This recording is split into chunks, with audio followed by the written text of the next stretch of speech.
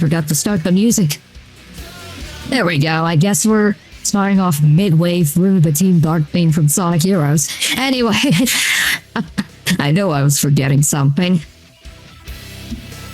Oh no, don't forget the thing! Wait, me? Forgetting something? What were we talking about again? I don't know, something about gypsies and Tesla. Something about Nikola Tesla, right? Yeah, you're expecting me to pay attention, that's cute. Yeah, good evening, my darling batlings. I'm glad to be back after having to take last night off because of an impromptu, well, not exactly impromptu, only informed of a day ahead of time, trip to visit my family to go see Transformers 1, and that was fantastic, and everyone should see it when they get the chance, which is not much longer. 100% agree. I know it's a Transformers movie and we're grading on a curve here, but this one genuinely stands on its own as a good movie. Not just it was good for a Transformers movie. 100% agree. Anyways, we're doing Shadow the Hedgehog tonight. Good old Edgy the Hedgy. Thumbs up in chat and in the comments on the VOD if you are an Edgy the Hedgy fan and enjoy edging. I mean, wait, what? Whoa, what kind of stream did this turn into? A typical one for me. That's fair. You've been here long enough to know what these are like. Indeed. So let's get on in over here. Also, today is my sister's birthday, and I got to talk to her for a bit today. I'm happy to share that she's gotten into horror movies and she's now a fan of Saw. I also, well, first of all, happy birthday to your sister. Second of all, I have yet to actually sit through a single Saw movie. The first one's really the only one that you need to see. If you like horror, the rest are like, they vary in quality. A lot of peaks and valleys, but none of them are as good as the original.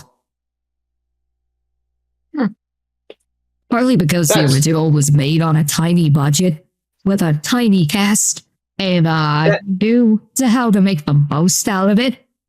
Whereas the sequels got bigger budgets and went more like in your face with the gore and visceral stuff. Whereas the original's really subdued and leaves a lot more to your imagination and relies a lot more on like mounting tension rather than just, you know, gruesome kills. Right. Anyways, it's Edgy the Hedgy. I picked that up as a term from Some Call Me Johnny, and I will never stop until I do. That said, I am here.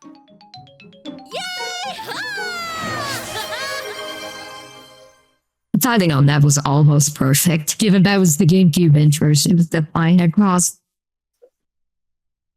Almost. I tried to time it, but I failed. I mean, you have to factor in like internet-based delay. It's not going to be instantaneous. So I still give you credit.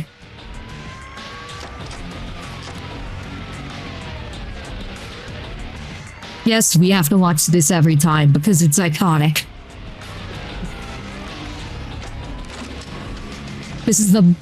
This is what the year 2005 was like for people that are too young to remember it.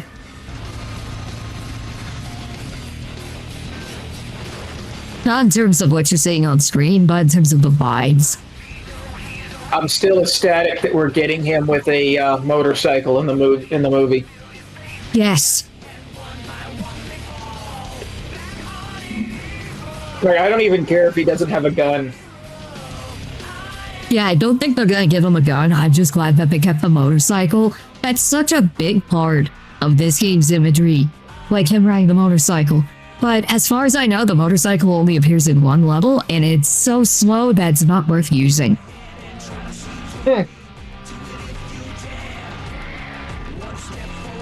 mean, hold on.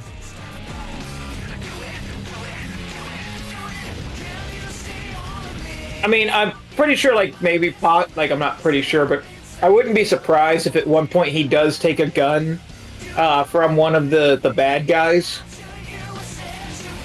Like, he probably takes a gun from someone, but we don't actually see him use it, or he uses it on a robot or something. Because, you know, this is still a PG-rated movie. I thought they said they were going for PG-13 on this one. No, it's rated PG. They've got the rating out for it now.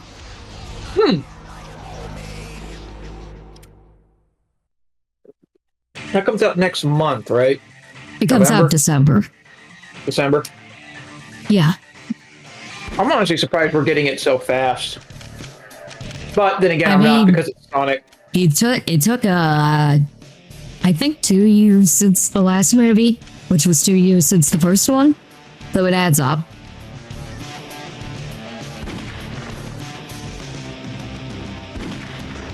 The last time we did Pure Dark with the darkest ending.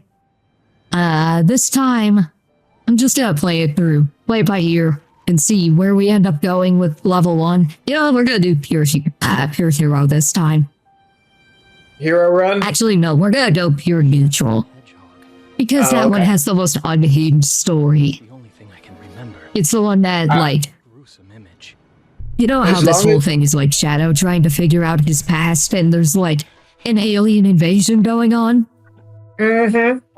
The neutral story just throws all that to the side in favor of Eggman. Who am I? As long as this time we side with Rouge the Bat. Who is this Maria? Depends on if she shows up in one of the levels in the neutral story. I can't remember if she does. I know we're gonna team up with one of the Chaotix. All 3 of the Chaotix get their own levels. Including my boy Espio? Including your boy Espio. Matt Mercer approved. Also, this is the game that gave us the most famous Vector the Crocodile quote. Find the computer room.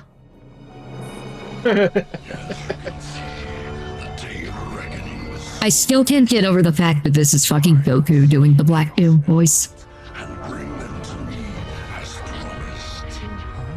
Who are you? How do you know I'm Shadow? And what are you talking about? You're black, you're a hedgehog, you have red streaks. I put 2 and 2 together, you do the math. What was that all about? If he says he knows the truth about who I am, then like it or not, I have to believe him. I'm sorry, but just how do you know I'm Shadow? To get those chaos. You're not exactly hard to find. I mean, to be fair, in Sonic Adventure 2, everyone mistook Shadow for Sonic. How do you know I'm Shadow? How many, hedgehogs that look like you do you know? 1, and that's too many. If I had a nickel for every time a bipedal hedgehog showed up to kick my ass, I'd only have 2 nickels. Which isn't a lot, but it's weird that it happened twice, right? And now it's a weekly occurrence. That I don't even... Dr. Eggman doesn't even, at some point, Dr. Eggman doesn't even have to do anything evil. They just show up, like, as if it's on, like, part of their daily schedule to kick his ass. Right. He's like sitting down watching the news, chilling, having a bowl of Rice Krispies. All of a sudden, Sonic busts in the room, kicks his ass. Why did you do that? I didn't even do anything this time. Yes, but you were thinking about it. I really wasn't. Today was going to be chill. I was going to take Orbot and Cubot to the zoo. I was gonna let my new daughter Sage see the monkey exhibit. She really likes monkeys for some reason. I do. I really want to see the monkeys. You would not understand. Shoo. Shoo.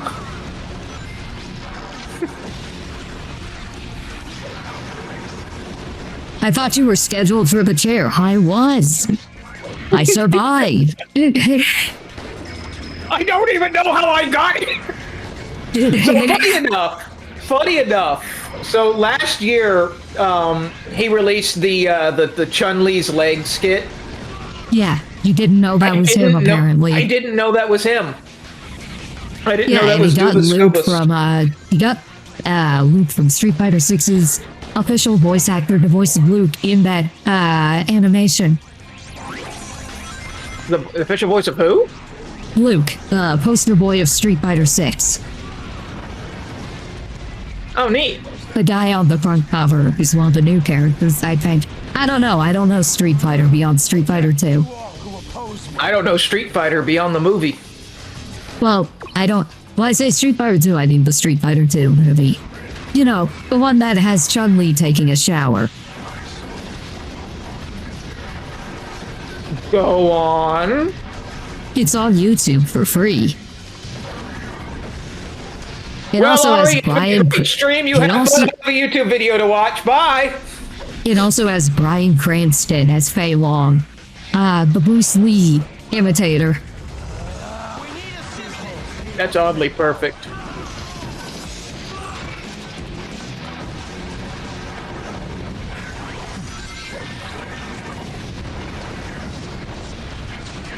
Yeah, Bryan Cranston was in a lot of weird stuff. When you look at his early career, like before he became world renowned for the hit series, for the hit drama series Malcolm in the Middle. Fun fact, Cal from Malcolm in the Middle has gone to prison more times than Walter White has. Yep. That's one of the funniest, most random trivias you could ever tell somebody. But yeah, he also did some monster voices for the original Power Rangers series. Yep, most famously Sneezard. Yep. He was also one of the stand-in voices for, I want to say, the monkey-looking dude with the monocle. Babu. Babu? Yeah, I wanted to say Babu, but I wasn't sure. Yeah, it's Babu. Squat and Babu, yeah. He was one of the stand-in voices for him. Perfect. Apparently, Squat and Babu actually had a lot of voice actors. I'm not surprised, because they didn't really get to do anything in the series, so why bother having a consistent voice actor for them?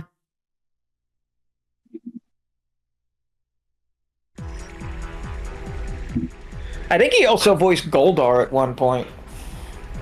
Maybe? I'm not sure on that. I know Goldar had a definitive voice actor.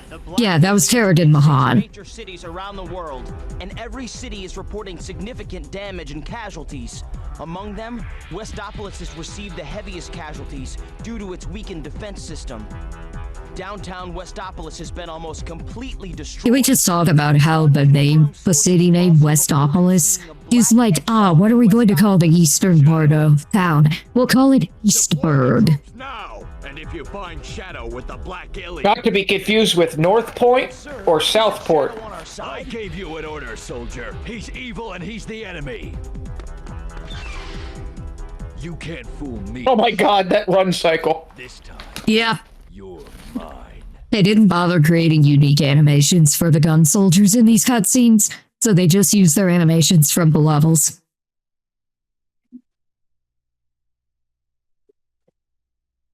Also, if these character models look a bit jank to you, that's because they're reusing the character models from Sonic Heroes, which had a decidedly different graphical style. Me what to do. I have my own reasons for collecting the Chaos Emeralds. So, like, they took, like, the character models for the main cast from the most bright and colorful of the adventure-era games and put them into a dark and gritty setting, and they look so out of place in their own game. Strange that you don't remember your maker. What'd you say? Silence! The ramifications of your disobedience will be severe. Oh no! Oh no, he flashed him. Why couldn't it have been Rouge that flashed him? I'll be here all night, folks. For better or for worse.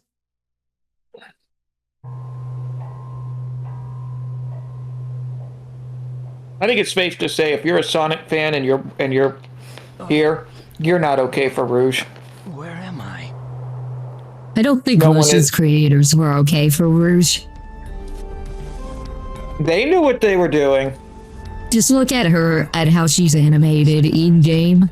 In Sonic Adventure 2, they gave her not only jiggly ears, but jiggly boobs. Hey, Cloud. Find out what they're up to. Hope you're doing good. Hola, Cloud. I don't remember this place.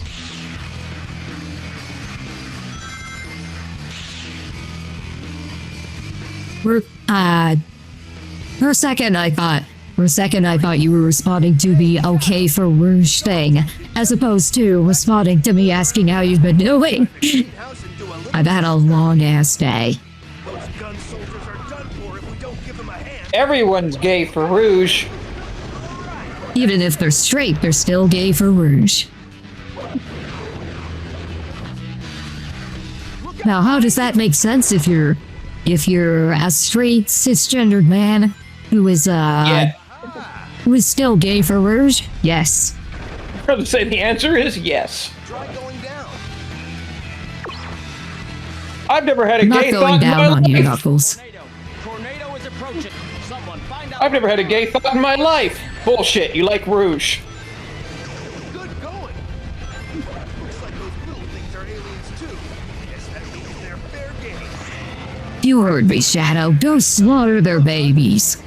Help! We're being sucked in. God. Make like an Egyptian plague and murder all those children. Next, we must find the jewel that is key to the reawakening of our temple and release its power. Failure was not an option. Now go. Ah yes, the weapon that we unlocked from beating the Dark Side story. A samurai blade. It has 4 uses that only count if you are using it against certain enemies and make specific contact with them, thereby making it one of the most useless weapons in the whole game, especially in a game where melee weapons are damn near useless.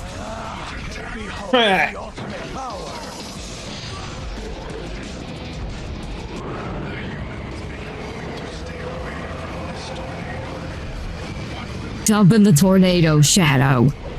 You'll find something. I'm not gonna tell you what, just something.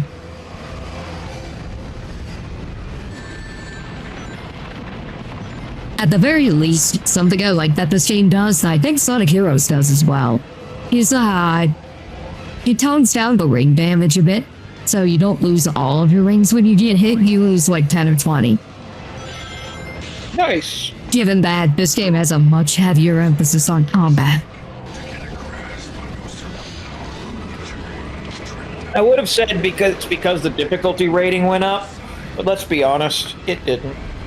I mean, the only difficulty you're going to find is with like 1 or 2 missions where they're prone to glitching, so your final target doesn't actually spawn in sometimes, and then you have to restart the whole stage.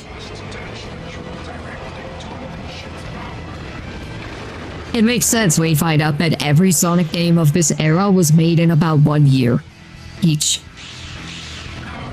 Ah.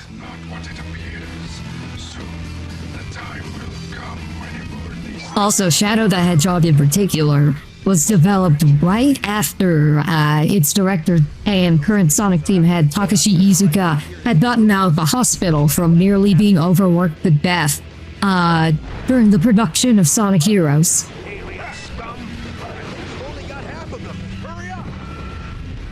Never say it's not interesting to be a Sonic game. Sonic team member. But it's probably not fun. It's interesting, but that doesn't mean it's a good kind of interesting.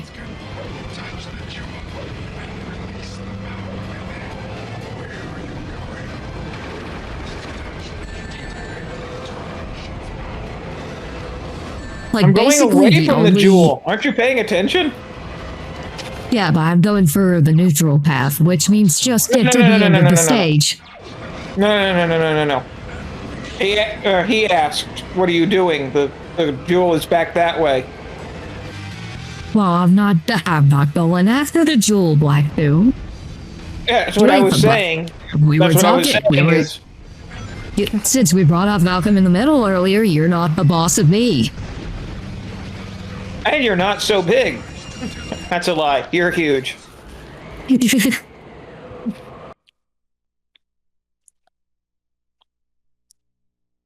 Did you know that there was a lost media hunt for one of the random movie clips that was used in the intro to Malcolm in the Middle, and it took decades for people to find it? Like the source movie that the clip came from?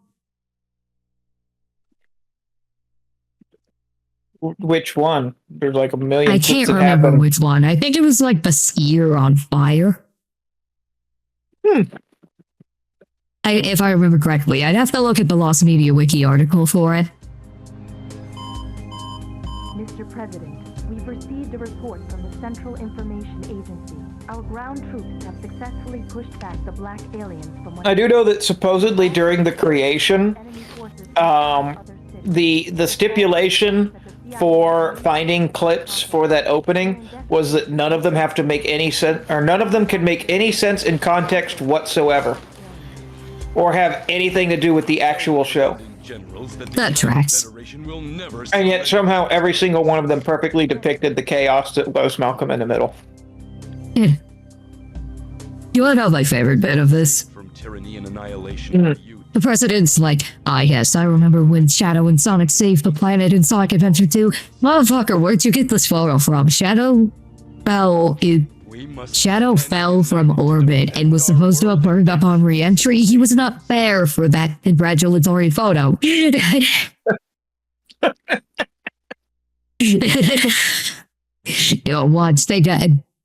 Doug just had like one of those lifelike cardboard standees of him. That tracks.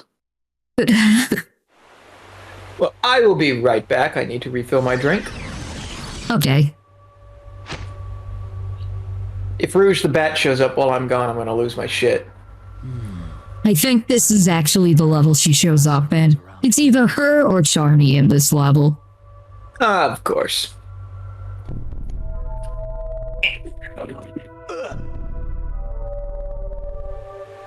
What? That's right. I somehow escaped, but was then captured by those humans. But from where? And why? I know this place. It feels like I've been here. Okay, go away, Black Doom. We want to see if Rouge is in this level. Nope, it's Charmy. You're safe.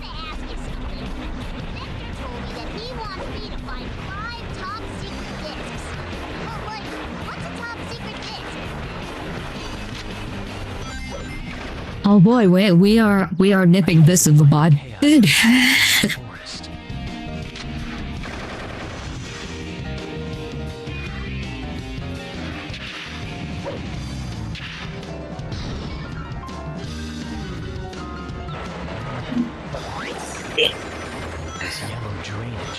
You're safe. It was just Charmy. Oh. I mean, yay, Charmy! It doesn't seem to go that high. We love Charmy. Yes, and we especially love the voice that he has in this game. Is it something like super annoying?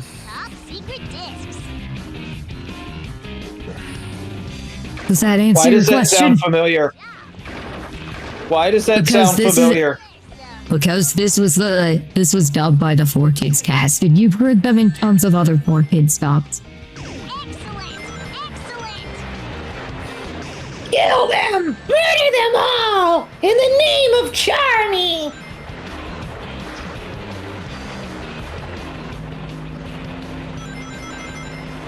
You know what? I was going to keep Charmy away, just to make it more bearable for me. But if it makes you suffer, I'm okay with keeping him around. Oh, Lord. The only thing I could say is I'm actually thankful our Charmy is not as annoying. Yes. Agreed.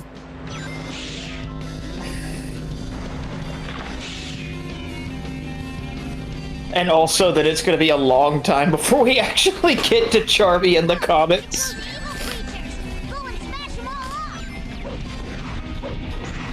At the very least, he said evil creatures instead of black creatures, like everyone else in this game says. I'm terrified of Charmy. Charmy has a thirst for blood. It comes with being a bee.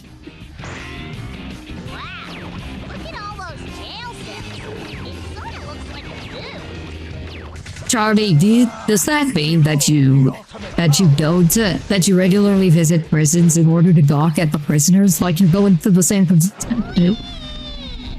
Charmy, are we going to talk about your bloodlust, or is this something that needs to be addressed? Are you good, buddy? He's happy to be in a war zone. By the way, killer plan. Just killer plan.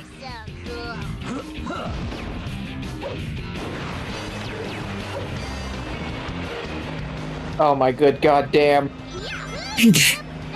I did the mistake of looking up Charmy's voice actress. Anne? Well, one, her name is Amy Birnbaum. Okay. Second, she is most famously known as the voice of T. Gardner. Taya Gardner? Oh, goddamn. Yep, Taya Gardner, yep.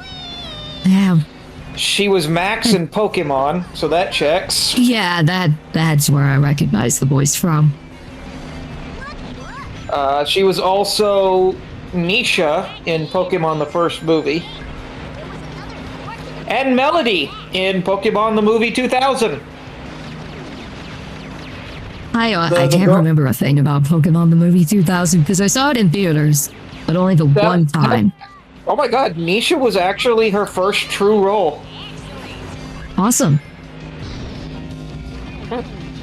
But and she Melody was good as Taya. She was in every single Pokemon movie to date. Awesome. She was in Pokemon the movie, Pokemon the first movie is Nisha. Pokemon the movie 2000 is Melody, who was the girl that gave Ash the Song of Lugia. Molly Hale, which I think was the little girl in Pokemon 3. Luna Carson in Mewtwo Returns. And Dundee in Pokemon the movie Forever. Okay, so she wasn't in any Pokemon. Nope, she was Max and Jirachi. So she wasn't in Heroes. No, she wasn't in Heroes. The one that everyone forgets about, apart from the oddly, like, affectionate Latios. Take over the city and build the Eggman Empire if there is no city. I'm at my limit. I have no choice. But no, she is most famously known for Tia Gardner. Yeah. Taya. But yeah, I like Eggman's logic here. I can't let the aliens destroy the city because I was gonna destroy it. Incidentally, I will say a name correctly on this stream someday.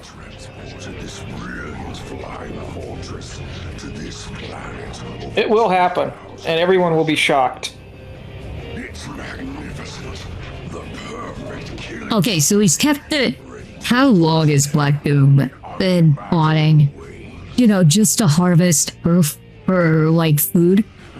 Which is what his ultimate plan is. Because it's like, I've had this fortress on planet Earth for 2,000 years, and then I disappeared for a while, and then I came back 50 years in the past from now to, have you created. Also, I like that Black Doom is tagging along with Shadow the most in the pure neutral path compared to the Dark Story. Like, motherfucker, we want nothing to do with you in this path.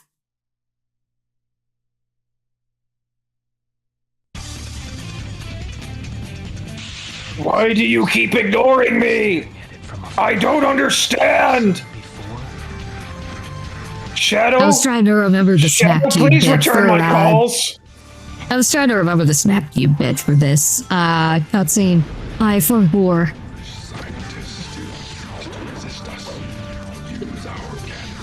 Shadow. Can't help but notice you're not returning my calls. A little concerned. Well, I remember from the Shadow dub because I haven't watched the Shadow real-time fan dub because I haven't watched it all the way through yet. He's Bing Bong, what's up? You're doing a bad job. Oh, Shadow. Fancy running in here. There's got to be some kind of peculiar power. And Shadow, it's me, the devil. Don't let them get away.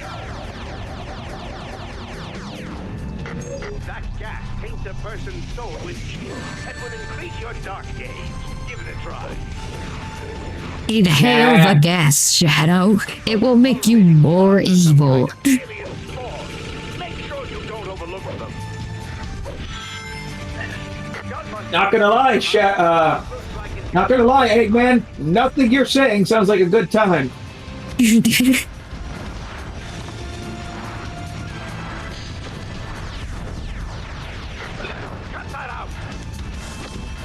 No. Sorry, I needed his gun, Eggman. Stop doing the things I'm telling you not to do! I don't follow anyone's rules. I go my own way. This is who I am, until I decide to play this over again, in which case I'll be someone completely different. You're not my real dad! Literally! Haven't you heard? I'm a mid-2000s anti-hero. I am neither good nor evil. I'm like Riku from Kingdom Hearts. I walk the path between light and darkness on the road to dawn. Constantly getting cock-blocked by the protagonist. And Yo, yet funnily pretending like enough- I don't care. Funnily enough, everyone I've talked to who's a Kingdom Hearts fan, including, like, apparently from what I've read, even parts of the Japanese fandom agree on this, that, Riku and Sora would make a better couple than, Sora and Pyre. Yup. They have way more chemistry and screen time with each other. And there's that angst. Just that angst going on between the two of them. He's like mildly pleased to be reunited with Kairi in Kingdom Hearts 2. He breaks down in tears upon seeing Riku. It's like, guys, just fucking yaoi or don't at this point. That killer is extremely weak. Be careful. It's honestly how it feels at the end of Kingdom Hearts 3 as well. Yeah. And keep in mind, it's been years since we've seen anything from Kingdom Hearts 4. It was announced, it showed a trailer. It has been years. Yeah, they announced it a few years ago with a trailer that has, as usual with Kingdom Hearts trailers, it's probably gonna have fuck all to do with the final product. And we have not seen or heard anything about it since of note. But the only other thing being, like, it's going to start a new storyline. It damn well better have the Jungle Book level we've been promised for centuries. I want my boss fight against Ka, damn it. Also, you're going to have to play the rhythm game Melody of Memory if you want to be caught up on the story. Because despite being mostly just, you know, a tribute to the soundtrack of Kingdom Hearts throughout the years, it does contain new stuff that sets up Kingdom Hearts 4. I mean, it would have been foolish to think anything Kingdom Hearts related that came out wouldn't be relevant. The only one that's not relevant that we know of, because it's lost media, is the Kingdom Hearts mobile game for Verizon cell phones, called Kingdom Hearts Vcast, which no one has been able to archive a copy of that works on any known emulator for cell phone games. What are you doing? It's the only Kingdom Hearts game that you can't play even if you wanted to. I've detected a high-energy magnetic field. Those two firearms won't be I just love how they acknowledged that Recoded was such a bad game that They didn't bother giving it the 3D remake treatment or HD remake treatment. They just condensed all the cutscenes. Pretty much. They did admit they wish that they could have done something with the 3DS game. I forget what it was called. You mean Not Dream the Drop DS? Distance. You're talking the DS about game. 358 over 358 base over 2, which was a DS game. And it was actually pretty damn good. Yeah, the problem is it relied so much on the touchscreen that it would be too hard to replicate in 3D without just straight up making a whole new game. Pretty much, yeah. That's what they said, is they wish they could have done more with it. And I agree.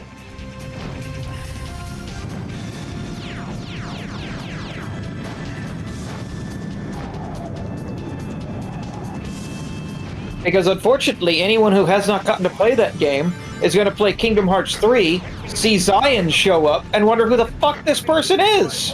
Her name's Shion.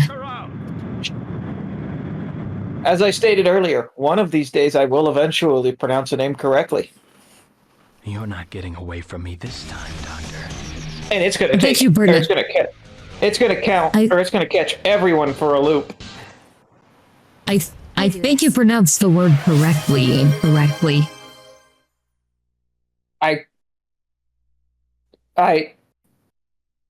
You said what? Incorrectly instead of correctly.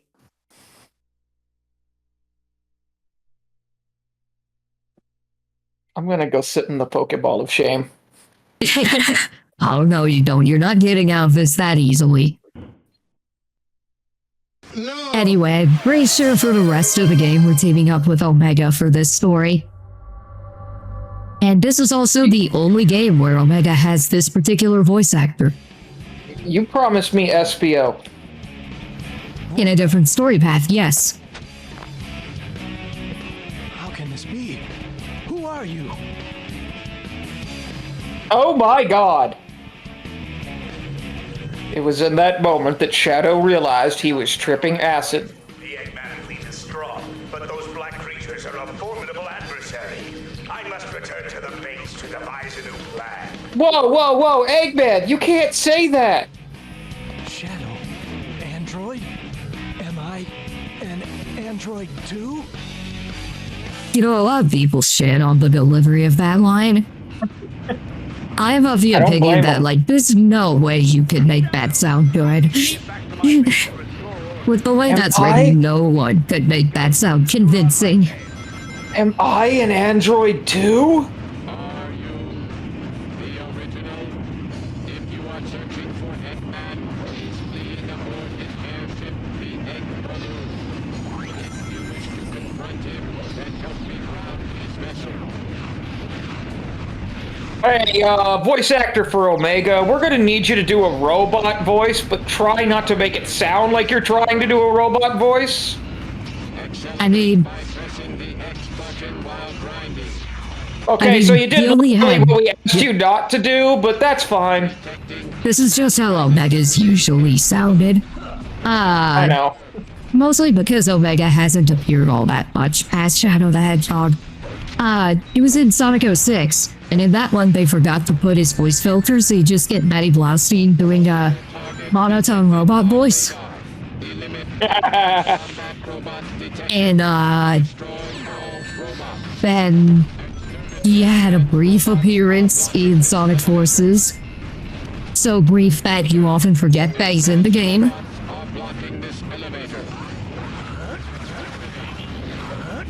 Omega doesn't get enough love.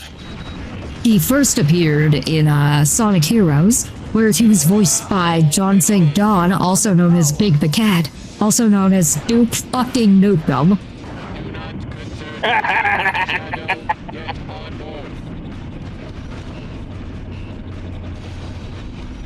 It's days like this I'm sad that the John Cena movie, Duke Nukem, got canceled. Yeah, there's been a lot of attempts to make Duke Nukem movies over the years. None of them have gotten off the ground. Duetto was something that we were supposed to get at one point, but never got made. We were supposed to get a Johnny Bravo movie starring The Rock. Oh yeah, no, I remember. And they actually had photos of him in costume. Well, it was less photos of him in a costume and more like a mock-up of what he would have looked like. Because they never actually got that far in development.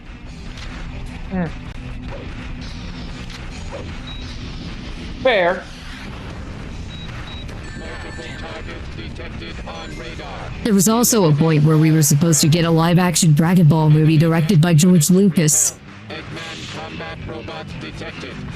Ah, the things that could have been. Instead, we got Dragon Ball Evolution.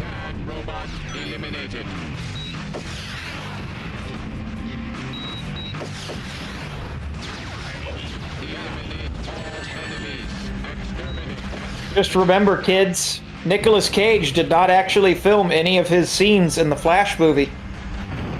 Yep, and he filmed more for his Superman movie than he did for that Flash movie. Well, that's the thing, is he didn't film any of it. It was AI. I know, that's it. I know, so by default, Superman, the unmade Superman Lives wins. Again. And that's what I'm trying to, get at is how in the hell is it you could afford to do AI, but you can't afford the guy who will literally do a fucking movie for $1? Because AI is free. Fair enough. But I just remember Nicolas Cage saying he literally would have done the movie for free just to get to play Superman for a minute. And that's what makes me laugh. I was like, dudes, you guys literally had the chance to do have Mr. Cheapskate in your movie for 5 seconds. I mean, at least you got to play Superman in the Titans Go the movies. You know what? I actually despise Teen Titans Go with a passion, but I will give that movie every ounce of credit. It is fucking hilarious for all the wrong reasons. I mean, I've heard that's better than the TV show because it had good writers. That actually checks. You will never convince me that Teen Titans Go has a single good writer in it. The fact that they actually managed to ruin Alex Brightman's Beetlejuice in an episode. I mean, kudos to them for getting Alex Brightman to return as Beetlejuice. But that was just a terrible episode. I don't feel like it would have been hard to convince him to return as Beetlejuice. I mean, kudos to them for bothering to get him to return, but I feel like he probably would have done it regardless. Oh no, he loves the role of Beetlejuice to the point where he's actually stated Beetlejuice is such a fun role. Where he's actually stated that he's greatly disappointed in them for not having him cameo in the Beetlejuice. Death to all who oppose me. And I actually agree. I feel like I love Beetlejuice, but I feel like that was the biggest letdown of the whole thing, is there is no Alex Brightman cameo. And there were so many good, perfect opportunities for them to do so.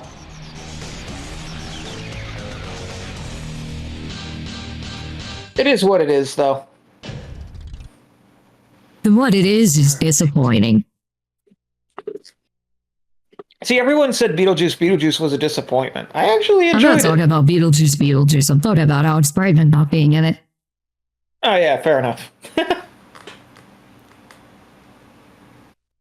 I mean, there's always Beetlejuice 3. Beetlejuice, but I know that's not going to be anywhere near as disappointing as the original idea that Tim Burton had for a Beetlejuice sequel.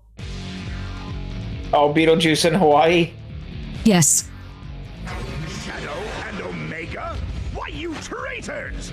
You two are going to stop me? Move aside! So, like I said, we've completely abandoned the alien invasion plot, and we're just fucking with Eggman. Androids, the ones that look like me. Like you do! Yes. What? You and Omega are my creations. But you betray me as you stand here before me. So now, I will destroy you both, turning you into scrap metal. You wanna know the best part of Like, this game supposedly being the one to answer, like how Shadow came back from seeming doom at the end of Sonic Adventure 2 that was never explained in Sonic Heroes, and like how this was supposed to tie all that together. The only way you get a concrete answer for how Shadow came back, and confirmation that this is not a, like, robot or clone or whatever, what may have you of Shadow, is if you waste too much time in the final boss fight, in the final ending.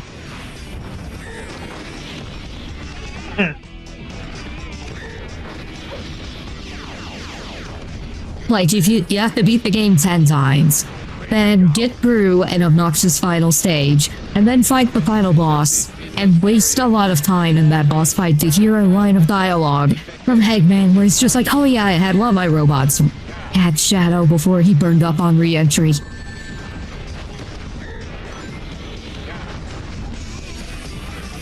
So, is Eggman the final boss here, or...?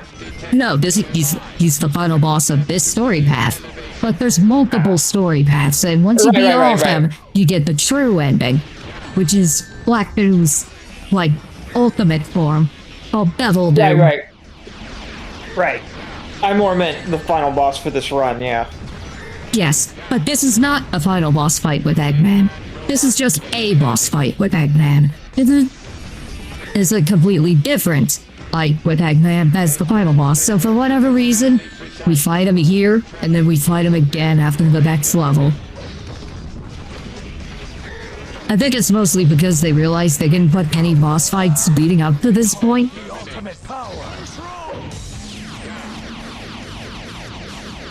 Oh, Shadow, you never had control. It was an illusion all along. No more Mr. Nice Guy. Time to get up.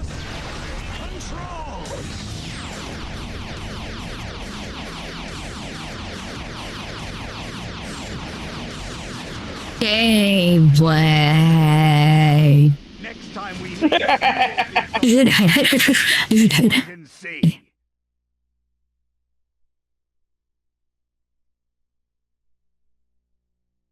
An android? Me? I don't believe you. I have proof I'm an android, because I have memories. Well, what else? Shadow, if you're not an android, are you saying that you're a gynoid? In which case, congratulations for coming out of the closet. Congratulations for cracking that egg.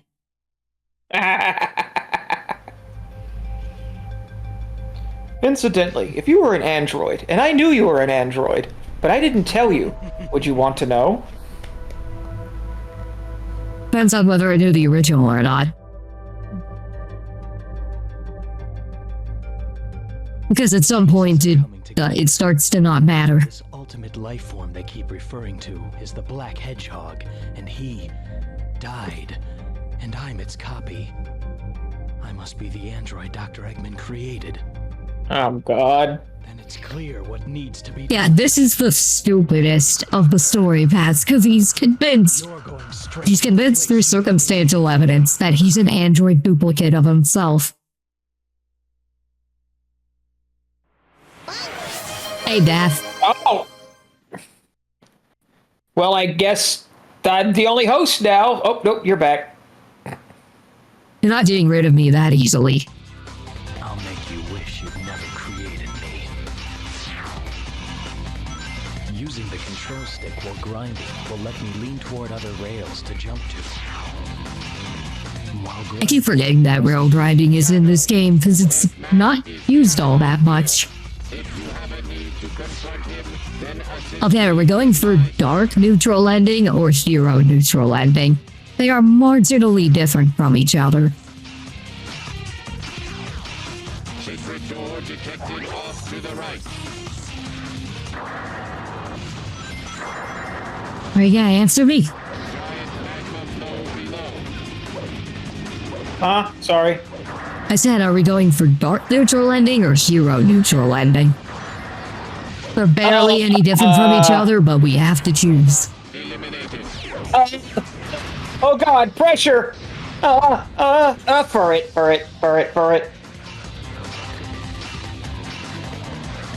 Dark? Okay, dark it is. Phew!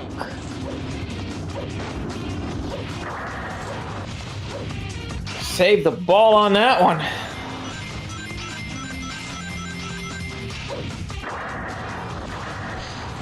Speaking of which, our good friend JKR got to meet the voice of Furret today, and I'm actually kind of jealous.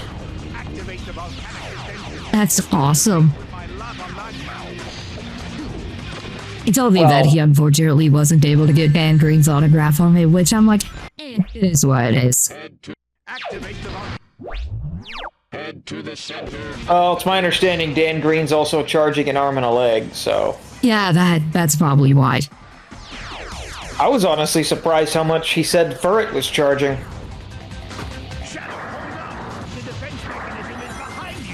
Granted, I realize she's not known just for Furret, but...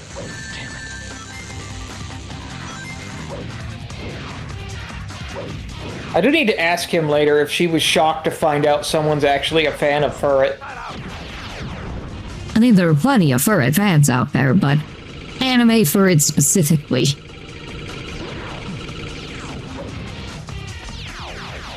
I mean, it's her own fault for making a very seductive sounding Furret.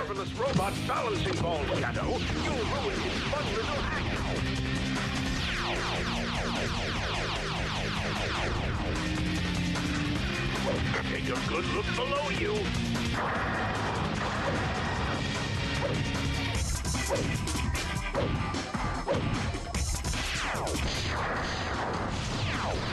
What are you doing? So I have a convention-related Pokemon story for you that I think the video of this still exists.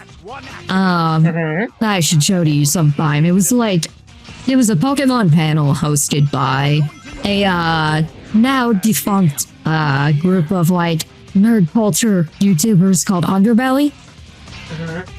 And you may recognize some of the guys from Underbelly as part of the current AVGN crew. But they would host a Pokeholics Anonymous panel every year at the convention I was going to at the time. And one of the videos they would show there was they claimed it was one of them would tell a story about how he worked at a WB affiliate, and at the time when Pokemon was airing on TV for the first time in North America, and basically tell this story about how they weren't sure if the Pokemon anime was going to catch on, so just in case they re-edited one episode to serve as an out in case the series didn't get renewed for continued broadcast in America. And it's obviously a re-edit that they themselves made, not actually something from that time. But it's the SSN episode of Pokemon. And it's re-edited to make it look like everyone drowned at the end. Oh, jeez. Not quite the ending I would expect, but yeah. I mean, it's a joke video that they were showing, pretending it was real. Ah. That would make sense. Because there's no way in hell Warner Brothers would have allowed them to air that. There's no way Nintendo would have allowed them to air that. Well, I was more meaning because it was on Kids WB at the time. Kids WB would never have allowed that let alone Nintendo. Yeah. Or Pokemon Company for that matter. But Pokemon Company wasn't around back then. Yeah, they didn't exist yet. They were, it wasn't HAL Laboratories. It was Creatures Inc. Creatures Inc., Game Freak, and Nintendo, who all co-founded the Pokemon Company together. And they all co-own different undisclosed amounts of the Pokemon Company.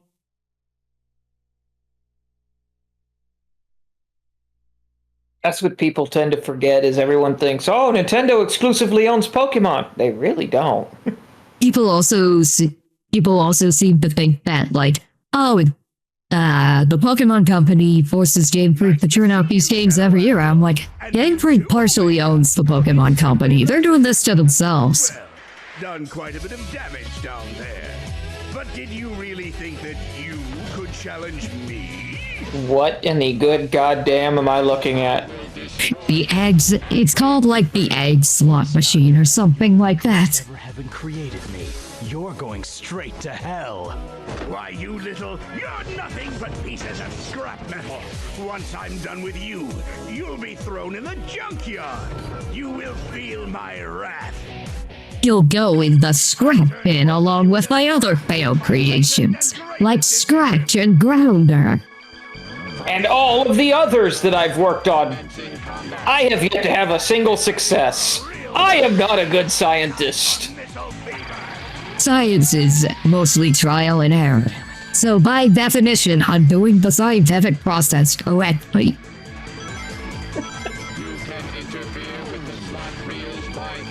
You know what they say, robotics is sometimes more art than science. I may be thinking of baking. This all sounds like dialogue that would come from the Sonic Boom cartoon. I mean, I got that from Dragon Ball Z Abridged. The world's strongest. Brain surgery is sometimes more art than science. You're thinking of baking. I might be thinking of baking.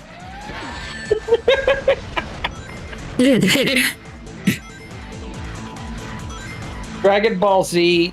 Dragon Ball Abridged is a gem on this earth we did not deserve. Yep. We did literally nothing to deserve that.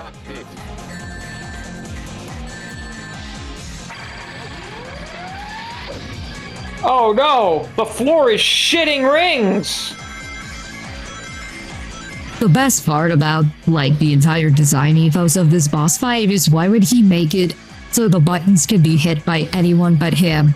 And the only reason I can think of is, like, some Otacon from Metal Gear Solid thing where it's like, oh, I build a weakness into all of my robots, just in case I have to disable it myself.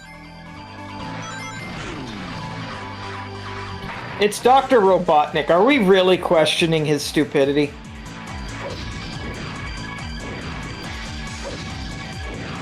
Remember, he has an IQ of 300. He's so smart that half the time he doesn't even think about it.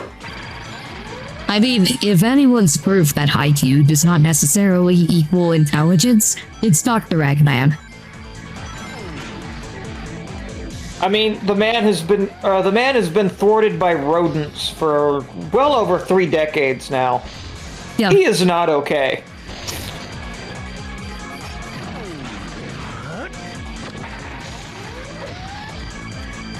Damn, not here.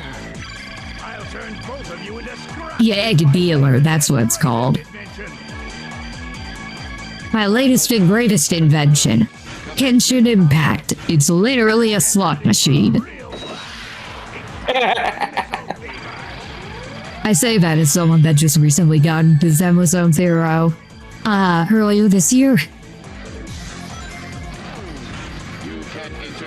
So, you know, that Hannah has her lane, so you know, I'm part of the problem. Oh yeah, and if someone except him gets one of the weapon slots, then he just deploys it against himself. Brilliant design, Eggman.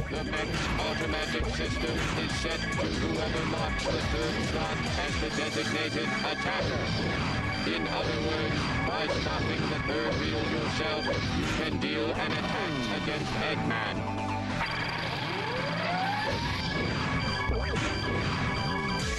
Stop that! No! My beautiful rings! You need some kind of weapon to strike at Eggman's cockpit. Hey! Stop that! No! Not Shadow Fever!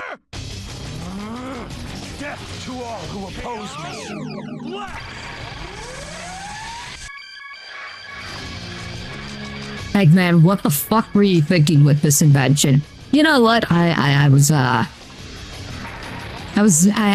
wasn't working at 100% capacity with this. I just found out the truth about my grandfather. Found out he was trying to destroy all of mankind. Not exactly the best time for my family. Just give me a break, okay?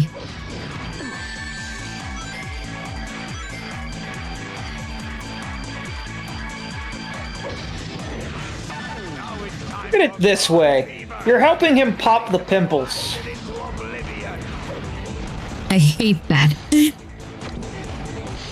You hate that. I hate that so much. Great, that knowledge is now in my head. You've screwed this game for me. Thank you.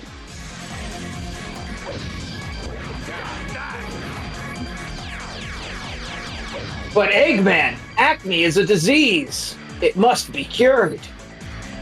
I mean, it's not a disease, it's more a bacterial thing.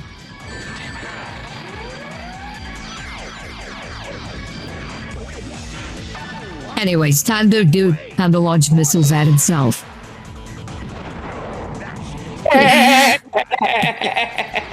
IQ of 300.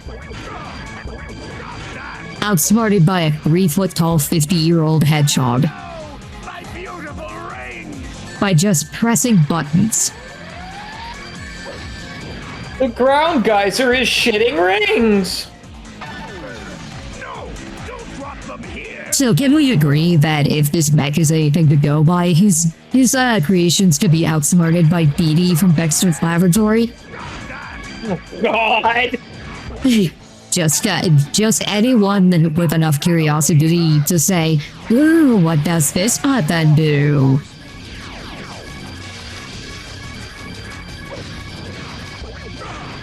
I'm sorry. You literally programmed a thing inside your giant mech, your giant mech suit, that makes the protagonist more powerful? Yes. You deserve to blow up. Doctor, but this is bad for you. That's like the dumbest thing you could do. I'm going to program it so that you benefit more than me. I mean, the house can't always win. You have to let the gambler try and win sometimes. No, Torbeck wishes he knew what it was like to win. Pray for the most nonsensical of these endings. That would have only have been funny if JKR was here. Of course. Finally, I've got all the Chaos Emeralds. He wasn't even after them in this story. I am Shadow Android, the ultimate battle life form created by Eggman. You may have created me, Doctor, but I will now lead this empire and androids will rule. This is who I am. Eggman, target acquired. Locked and loaded. Fire. What? Goodbye, Doctor. He just murdered Eggman. He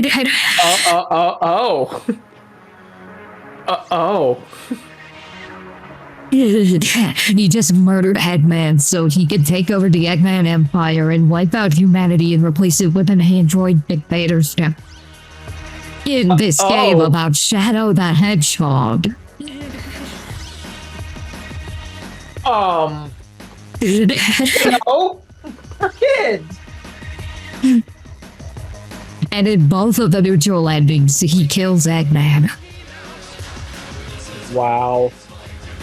That's why I said they're only marginally different. Times like this, I wish JKR was here. I would have loved to see his reaction to what just happened. I'm sure he'll see it on the bot.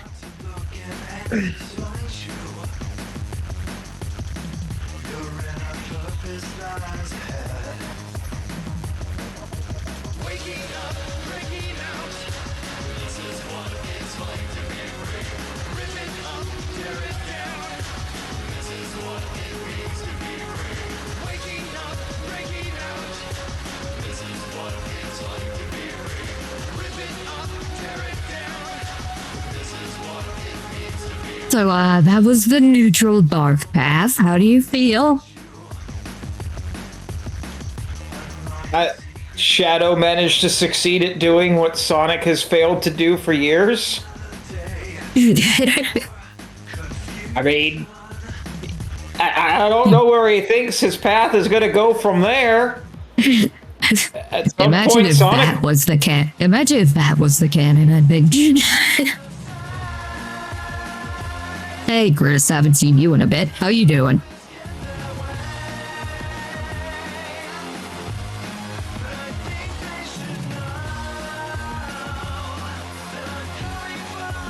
But yeah, imagine if that was the ending that they built off of for the sequels. Eggman is just straight up dead. Shadow's now the ultimate enemy. And also Shadow thinks he's an android. Shadow, for the last time. Just because you have an android doesn't make you an android.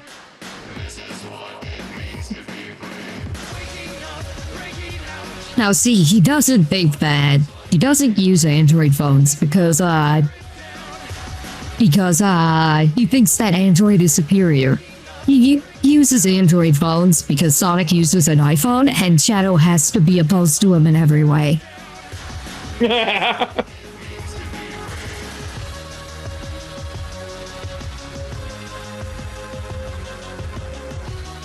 I could actually see them doing that.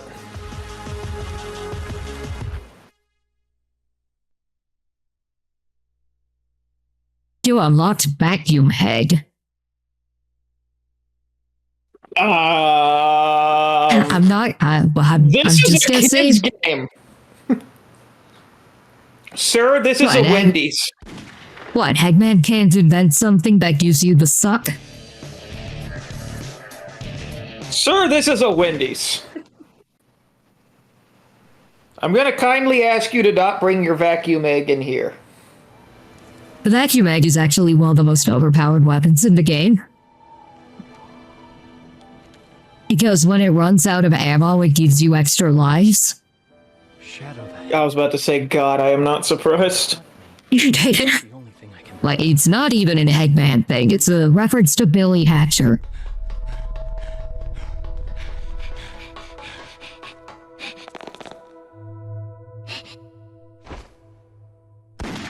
Maria! Who am I? And why can't I remember anything? And who is this Maria?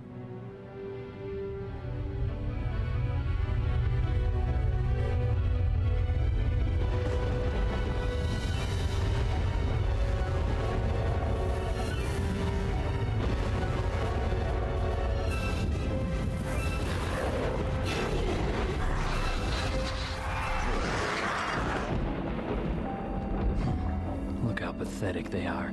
I don't have time for these humans. I've got better things to do. Like Batgirl. Yes, you can see the day of reckoning with find the 7 Chaos Emeralds and bring them to me. I thought that Sonic was about Blue Hedgehog collecting coins. No, it's about Blue Hedgehog collecting rings. What are you talking about? Well, good news. This isn't Sonic the Hedgehog. This is Shadow the Hedgehog. What's that all about? If he says he knows the truth about who I am, Shadow, the ultimate edgelord. the only way I'm gonna get the secrets to my past is to get those Chaos Emeralds. So I'm thinking hero path, true hero path this time. Okay. Just, to give us the biggest extremes of both ends of, the story path, and then we'll spend the next couple streams, getting the stuff in the middle. Because there's also semi-hero and semi-dark paths. And there's dark and hero endings for every story, including the hero and, dark stories. So yes, you have to beat every story twice. Wow.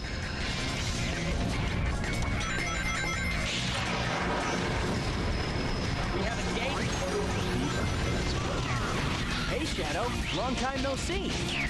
Looks like these black creatures really mean business. If you go back and play the Adventure era Sonic games, you could make a drinking game of how many times they say long time no see. For whatever reason, that line keeps showing up in this specific saga of Sonic games. Well, clearly they haven't seen each other since a long time. Yeah, Chris, they keep referring to the aliens as the black creatures. Which, even at the time, people made jokes about how racist that sounds. Especially in a game in which the black hedgehog, wields a gun. Yes. Wields a gun. Am I crazy, or wasn't there a whole thing about watermelon slices in this game, too? That was in a VG Cats comic. From around the time this game came out. Ah, okay. Also, didn't know you read VG Cats. He's awesome. I thought I was like the only person who remembered that. I love VG Cats. I need to actually see if they've updated in a long time, but... I think the last update I saw, which granted I haven't checked the website in years, well, was from around the time that, Pokemon Go came out. And the only joke they had to make about Pokemon Go was the whole, like, oh, Pokemon candies from Pokemon Go are ground-up Pokemon that everyone was making. Yep. I'm more disappointed that he ended up discontinuing the, well, not necessarily discontinuing, just never finishing, his super effective comic, which was a really, for its time, funny Pokemon webcomic, where it was framed as, like, a playthrough of Pokemon Red, but with, like, character dialogue and jokes and stuff, and also, Green is on her own side adventures while all this is going on. And she's psychotic. Yep. She comes to get her starter Pokemon, and the only one left is Bulbasaur, and she's like, ah, sweet tentacles. I'm kidding. Or am I? You'll never know. Yep. And then the lab assistant is like, nice, and Professor Oak says she's 10, you said, fuck.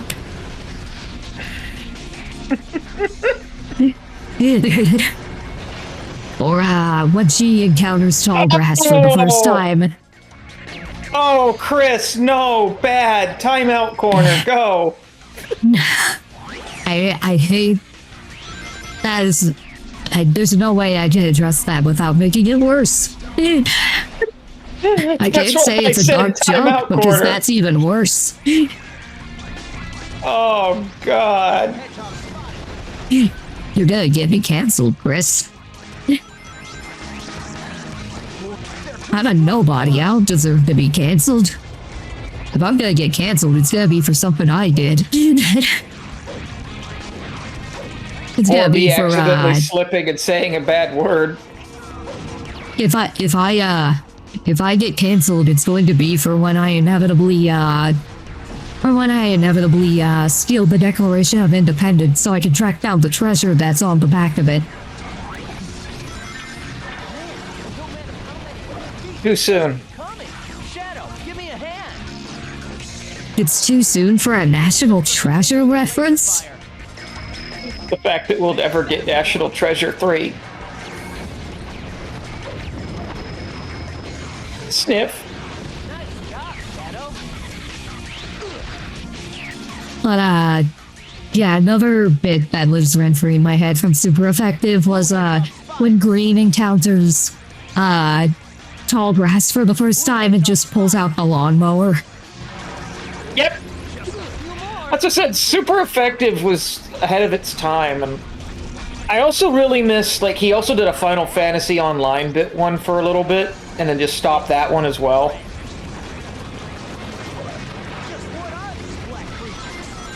To be fair, though, that Shadow, one didn't have too many Sonic, comments. you can't say that.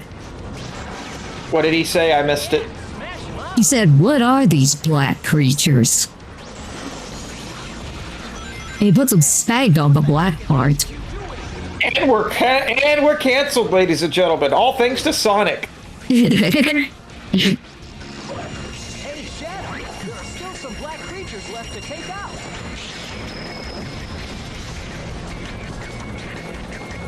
Those monsters are out of control. Who knew Sonic was racist? I knew he was fatphobic, but I didn't know he was racist. Decided to pay us another visit. Let's show them a good time.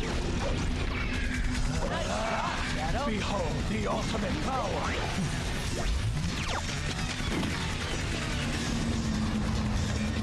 I still love that the, menu selection person noise is just a gunshot.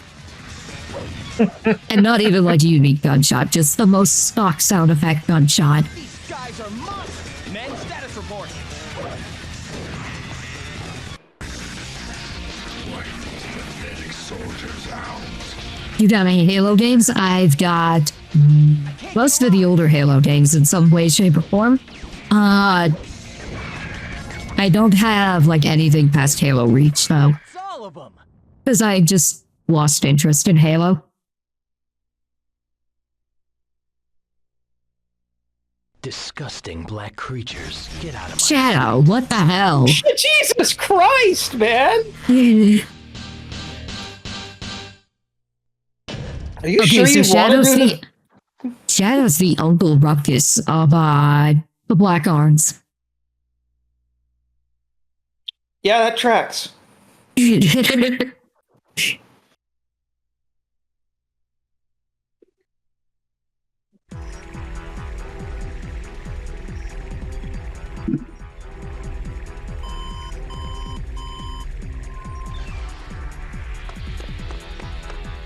black aliens have hit 6 major cities around the world, and every city Well, I lost interest in Halo when they put some clothes on Cortana. received the heaviest casualties. I mean, fair. I don't know how to tell you this, my dude, but Cortana always had clothes. She had a bodysuit, the entire time. Also reported seeing a black hedgehog. They put more clothes on her. Did they? I never noticed. Deploy the troops now, and if you find Shadow with the black aliens, then I mean, I lost interest in Halo when it was clearly supposed to end, and they were like, oh no, that's not actually the end. You mean literally everything after Halo 3? Yes, except for Halo Reach, because that was a prequel, so that was okay in my eyes, and basically just as soon as Bungie stopped developing the games is when I lost interest.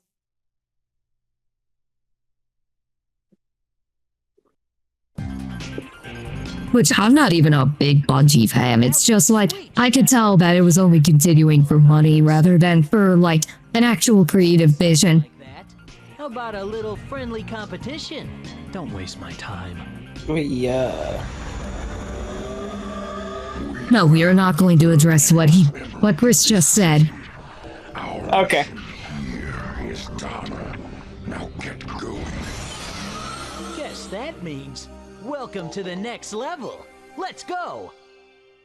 Get back here. Yeah.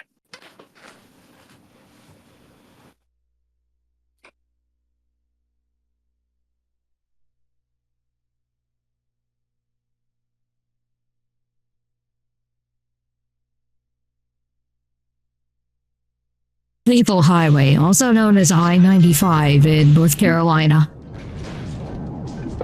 So for our hero mission, we've got to destroy this alien tank thing. Stop saying black creature, Sonic. You're too white to say that. We might need to put a warning on this stream. Not everyone makes that joke about this game because of how, poorly phrased it is. Watch out, Shadow. Sections of the roadway are being destroyed by those black creatures' bombs. For the love of God, just say alien!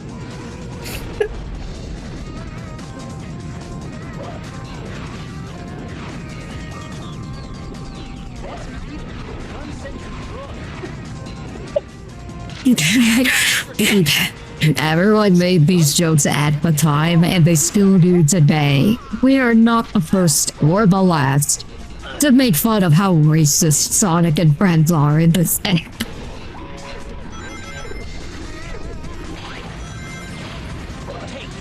Just once I want Shadow to turn around and say, would you please stop saying black? It's not just that he keeps saying black, it's that he says it with such venom. Like, he said, you know he means it as a slur.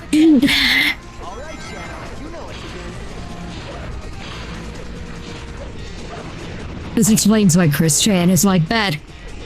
There's nothing other than just everything in a person's life going wrong from a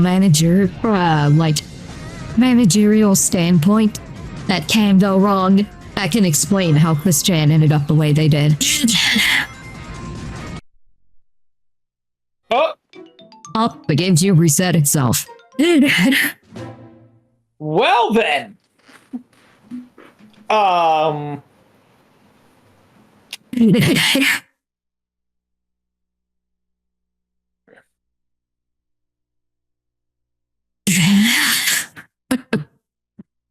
I was not expecting that. I guess it overheated.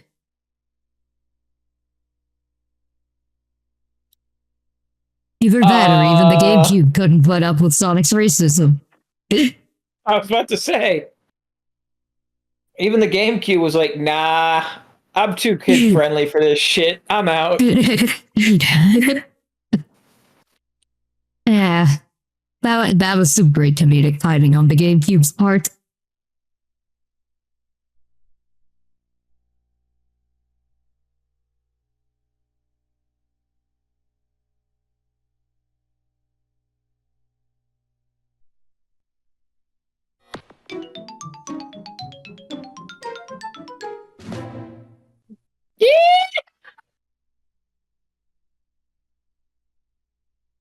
It's not the same without Arzette doing it. No. I miss my Arzette. Have they confirmed or denied if we're getting Arzette 2 yet? It's too early for them to confirm or deny it. The game hasn't even been out for a year yet.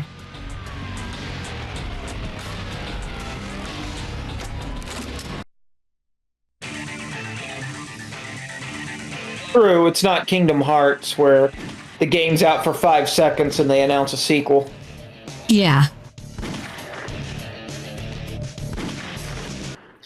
The good news is it saved your progress. Who am Yes. I? The key to the mystery lies with the one who calls himself Black Doom. He told me to gather up all of the Black Doom just sounds like a horrible superhero or supervillain name. I don't know what or who he is, but the answer must lie. Arzette didn't come out in 2006. It came out this February. By the black creatures, it seems like they were after the emeralds. I think he might mean this one. This one came out in 2005. You're thinking of a different infamous Sonic game that came out in 2006. Will all be mine soon enough. Which 2006 was just a bad year for Sonic in general.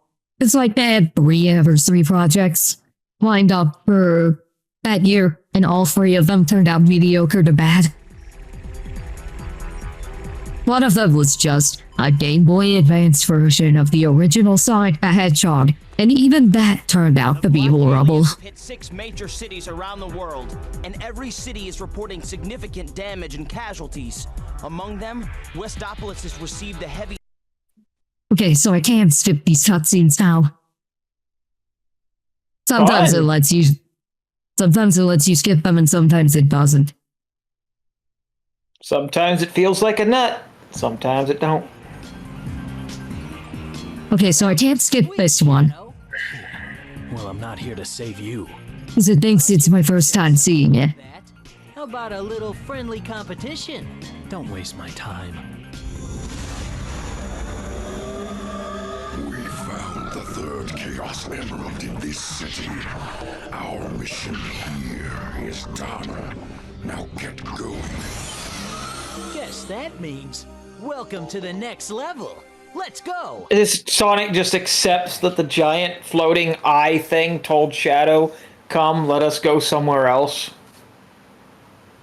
And he's just like, that sounds like fun. The black aliens sound like something Uncle Ruckus would say. Yeah, it does.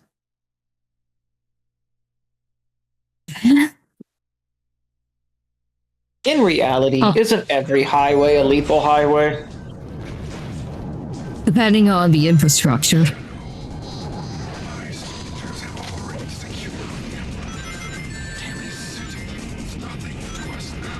And also depending on whether or not you're in New York. Looks like the black creatures have turned tail and ran. Let's follow their vehicle and finish what we started.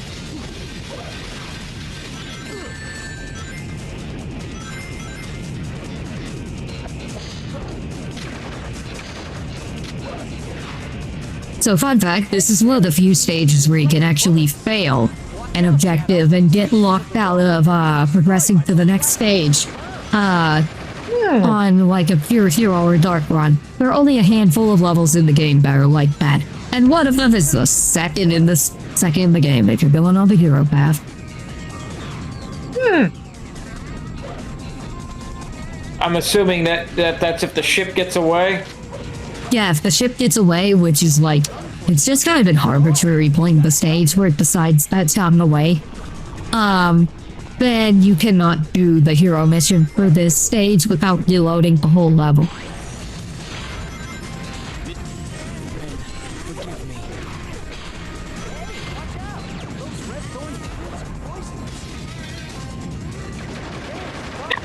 It didn't get away! Catch up. Let's go.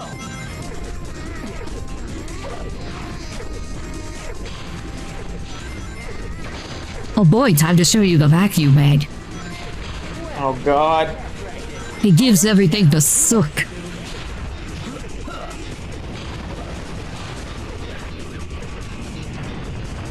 Shadow, try grabbing onto that horizontal bar. No. I don't wanna! You're not my real dad! Well, God, I would hope not. You're like 50 years older than me.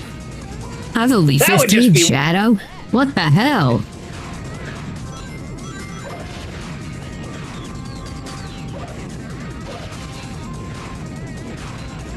Not all of us could be voiced by Keanu Reeves, my dude.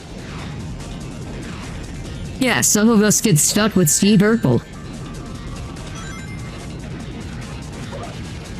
I would have gone with Huey from DuckTales, but then again, that's probably not even the right brother.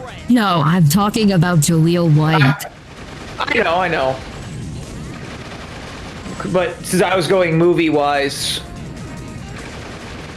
the Sonic in the movies is voiced by one of the three brothers from the DuckTales remake. I cannot remember which one, and that hurts.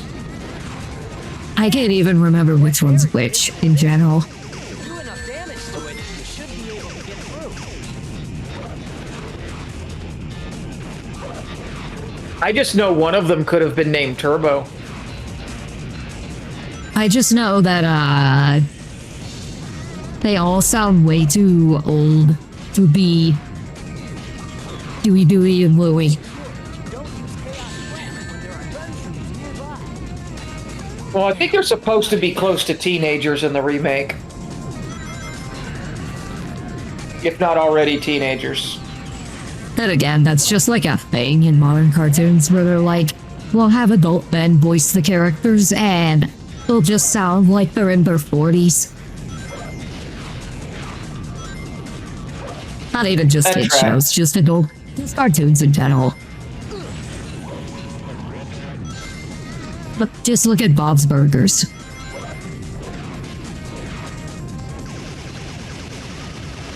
And I say that liking Bob's Burgers. I was going to say, to be fair though, Bob's Burgers is awesome. Yeah. And they openly acknowledge half the time that the kids sound way too old.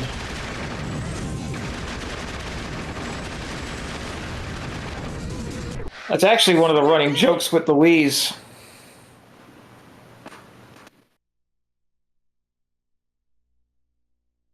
I won't allow them to do what they want to anymore. For a split second there, I thought Sonic was giving us the finger in the background. Nah, that's in the Sonic OVA that he gives us the finger.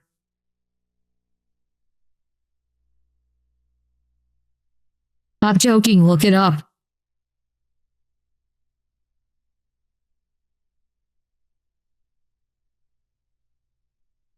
That's also the same OVA where, Tails accidentally grabs a cat girl's titties. Hand over that Chaos Emerald, or else.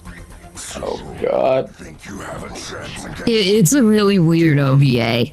Look, Like, I don't take orders. it's also got, like, the most badass depiction of Battle Sonic. I'm collecting the emeralds to find my own answers, so why don't you just back off? It's also got a banger soundtrack that I use in my stream sometimes. Black Bull. I summon you. Behold, the wrath of Black Arms. Woohoo! Now we're talking. Bring it on. Why is it called Black Bull if it looks nothing like a bull? Why is Sonic Well, I know getting why it's called way Black too Bull, enthusiastic about kicking its ass? I know why it's called Black Bull. And it's a really stupid but also kind of cool reason that has nothing to do with the in-game stuff. Okay. Basically, Sega and Nintendo had just recently collaborated to make F-Zero GX. So, as like a little, thing, has a little wink wink nudge nudge, to that. There's a boss in this game right here called Black Bull, which is the name of one of the ships in F-Zero GX, and there's a boss called Blue Falcon, which is the name of Captain Falcon's ship. Oh, nice.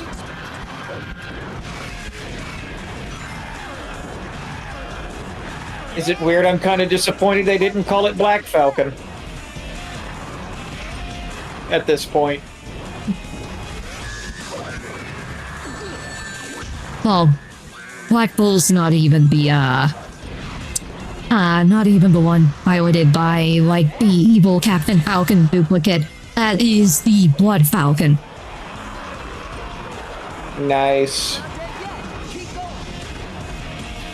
I'll be honest, I know almost nothing about F-Zero outside of Captain Falcon appearing in Smash. I just know that from a Did You Know Gaming video.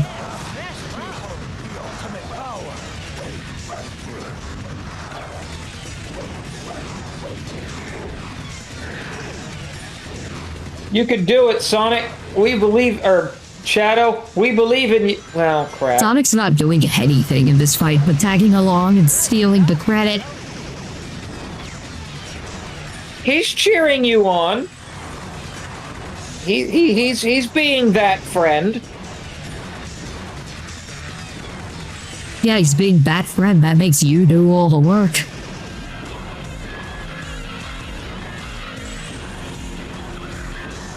He's like, hey, this isn't my fight. This is a family squabble.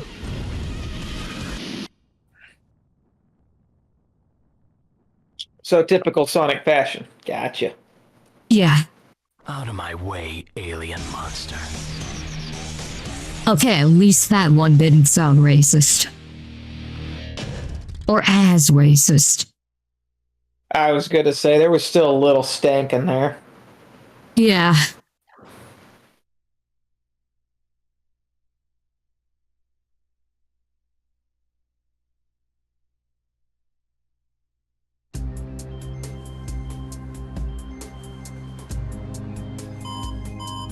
Mr. President, we've received a report from the Central Information Agency.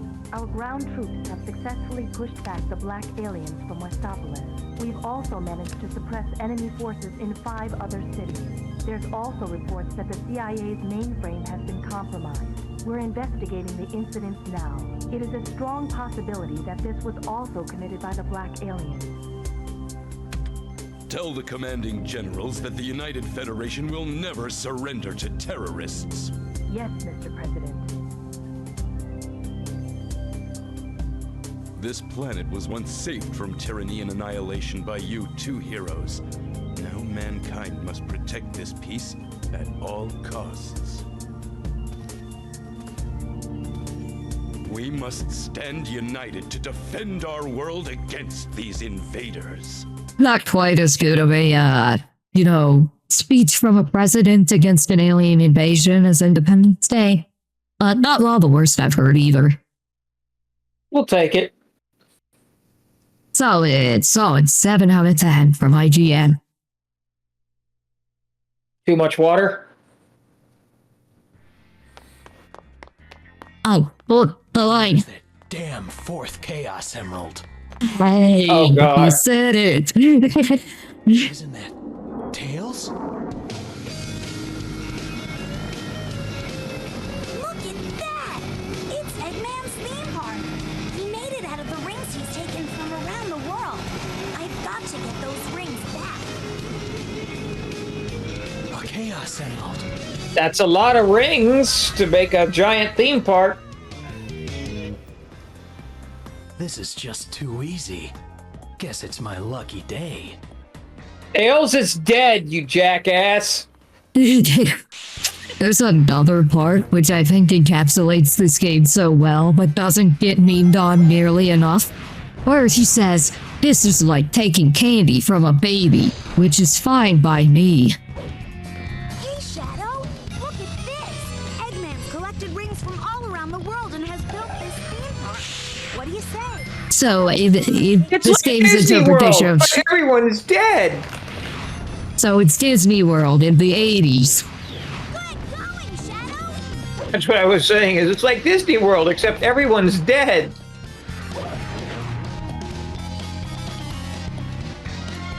Like, seriously, there were an innumerable amount of deaths compared to usual that specifically happened in the 80s at Disney World.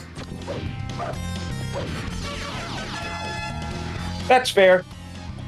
And it wasn't just the park goers that would die. Sometimes it was the people working there that would die. Like, the whole reason that they shut down the America Sings attraction, apart from it being really out of date, was one of the park attendees who was managing that ride got crushed to death by it. Those gun geeks are trying to demolish Jesus. my lovely park. It was like a stage show where the stage would rotate so they could load in multiple groups of attendees at once. Stupid gun beetles can And they didn't think, hey, what if someone got stuck between the non-movable wall and the movable stage? Eesh. What a horrible vision that must have been for the children that day. What'd you do at Disney World? I got to meet Mickey Mouse and watch someone die. really think they stand a chance against Oh man, so typical day at Disney World. usually it's only one or the other. Sometimes both at the same time, simultaneously. lots more left. Fun fact, at Disney World, they will not allow someone to die at Disney World. They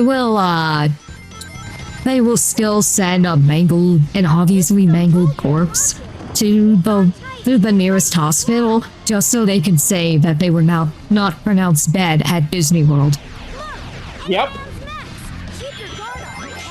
I think there was only ever one death at Disney World that they could not deny was on site, and I can't remember which one it was. It was probably when the monorails crashed into each other that one time. Which, yeah, that happened. The Simpsons was right, monorails are a bad idea.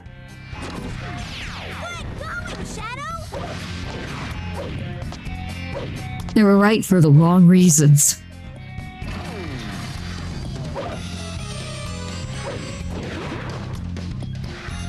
Let's be honest, would it be an early Sonic game if there wasn't a level that took place in a giant circus or casino? Nope, they still do that to this day. Even in Sonic Frontiers, they managed to work in a pinball thing.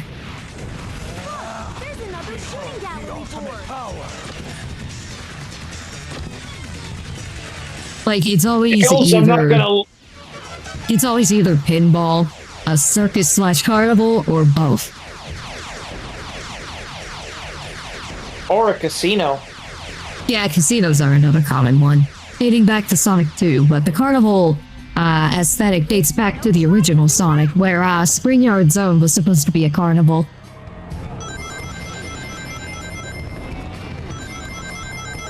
Tails, did I ever tell you about the time that I watched the only family I knew and loved die in front of me? That turret is so Shadow, no venting. seen a vulcanized ceramic used for this sort of thing before. Shadow, I don't miss my vent in wife. general. How many times do I have to tell you? I miss my wife, Tails. I miss her very much. That's a shirt. That's a shirt that I found that was just so random. It's from, the Snap Cube, Sonic Adventure 2 improv dub. Like, the one, Eggman misses his wife because he hasn't seen her, and two, she's been cheating on him with the entire cast of Sonic Adventure 2, as he soon finds out. Wow. Most notably Shadow, which is what leads to Eggman pissing on the moon. Because he found out that, Shadow gave his wife a golden shower. Oh, God. But also, Rouge fucked his wife. I mean, once again. It depends on what Eggman's wife looks like, and that also depends on which, continuity we're looking at.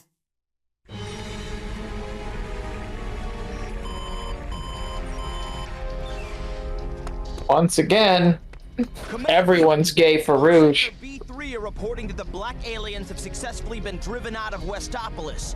We've contained them in the forest, and they're completely cut off from the rest of their support. Also, Shadow went to a theme park. Sir, we think Shadow escaped into the forest with the black aliens. Alert all field commanders in Sector B. I'm authorizing full use of all tactical weapons. I want both black aliens and Shadow stopped and buried. Failure is not an option. Yes, sir. It's over, Shadow. You'll finally be exposed and eradicated for the evil that you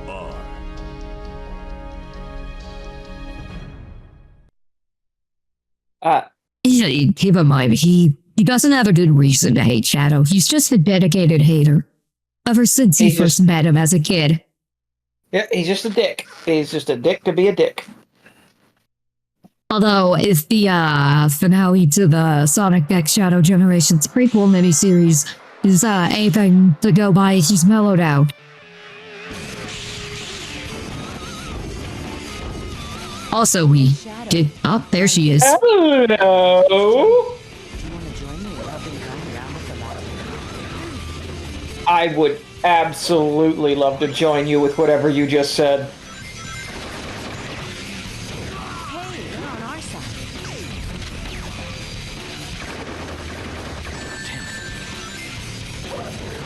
Guess that's why they call you the ultimate. Actually, Rouge, it's because I'm immune to all diseases. I know, underwhelming. To say there are other reasons they call me the ultimate life form. Would you like to see them? Shows her a Pokemon card collection. Gonna be honest, Shadow, this is not where I thought this date was gonna go. Have I ever told you about the last appearance that Rouge had in the Japanese version of Sonic X that was edited out of the English dub? No. You can find the subtitled version on YouTube, where it's like Rouge wondering if she'll ever see Shadow again. And Eggman, he comes by to comfort her, saying, like, Shadow's a creation of my grandfather. He won't be destroyed so easily. Then there's like a pause. She looks at him, kind of waiting for his next thing. He's like, say, you've got huge boobs. And then she just slaps him and walks out. Nice. Eggman saying what we're all afraid to say. Eliminate the black aliens.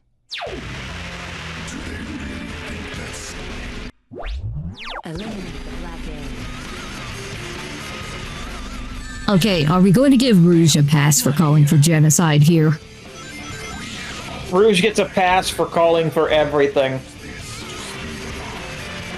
She's allowed to get away with it. She's cute, and she's a bat. Squeak, squeak, motherfucker.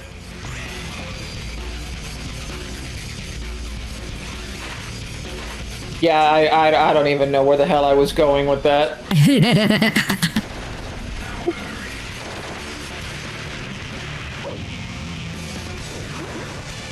To be fair, just for the audience at home's sake, I am technically okay for Rouge. She's hot and all, but if it were Blaze the cat, I'd probably be in trouble.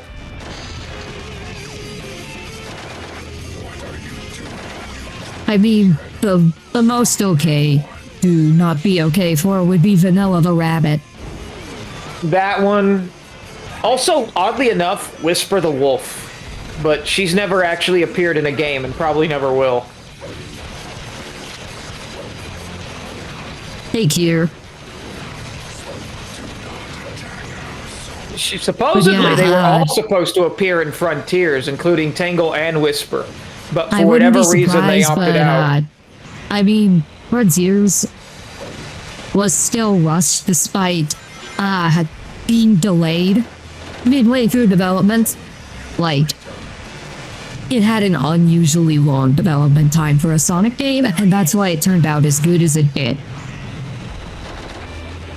I still need to actually play through it. I only ever got to, like, the second area. I think those red globs are the remains of the black creature's food.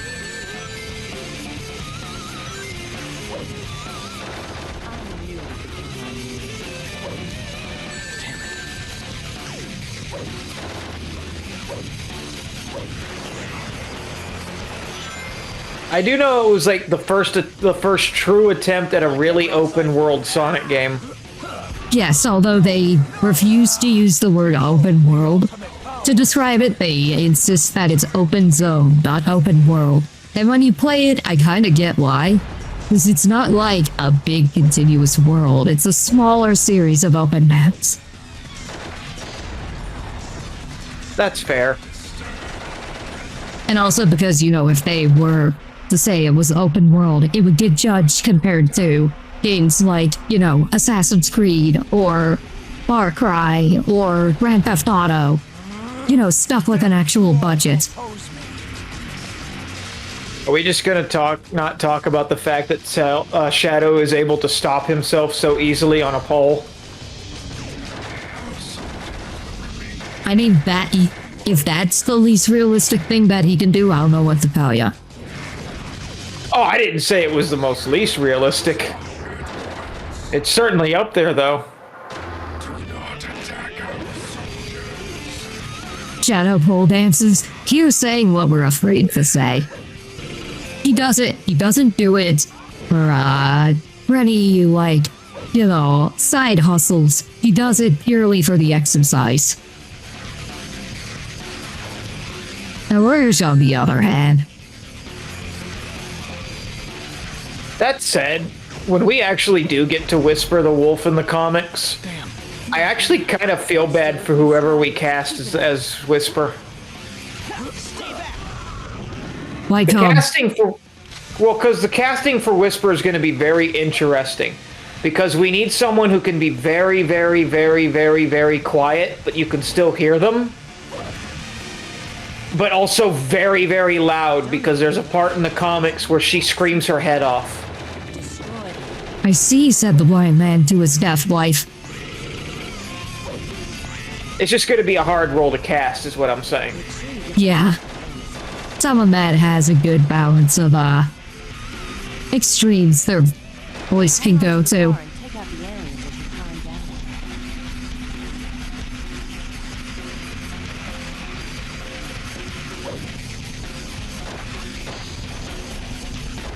Like, it's hard to translate a whisper into audible. Like, you can tell word for word what they're saying. Yeah. You can fix a lot of that in, like, you know, audio processing and editing, which is what what I'm doing right now. Well, I've got it done for, as far as cleaning up everyone's audio. If you still haven't found a, editor by, like, the end of October, I'll step in to, edit at least issue 1, just to get a feel for whether I can continue with editing that or not. Because it's something I've never edited before, and I'm low-key interested in trying it out. I mean, hell, if you want to low-key try it out anyway. Yeah. At this point, Sky is probably too busy. Yeah, because she has an actual job, as opposed to me. The streams on Twitch.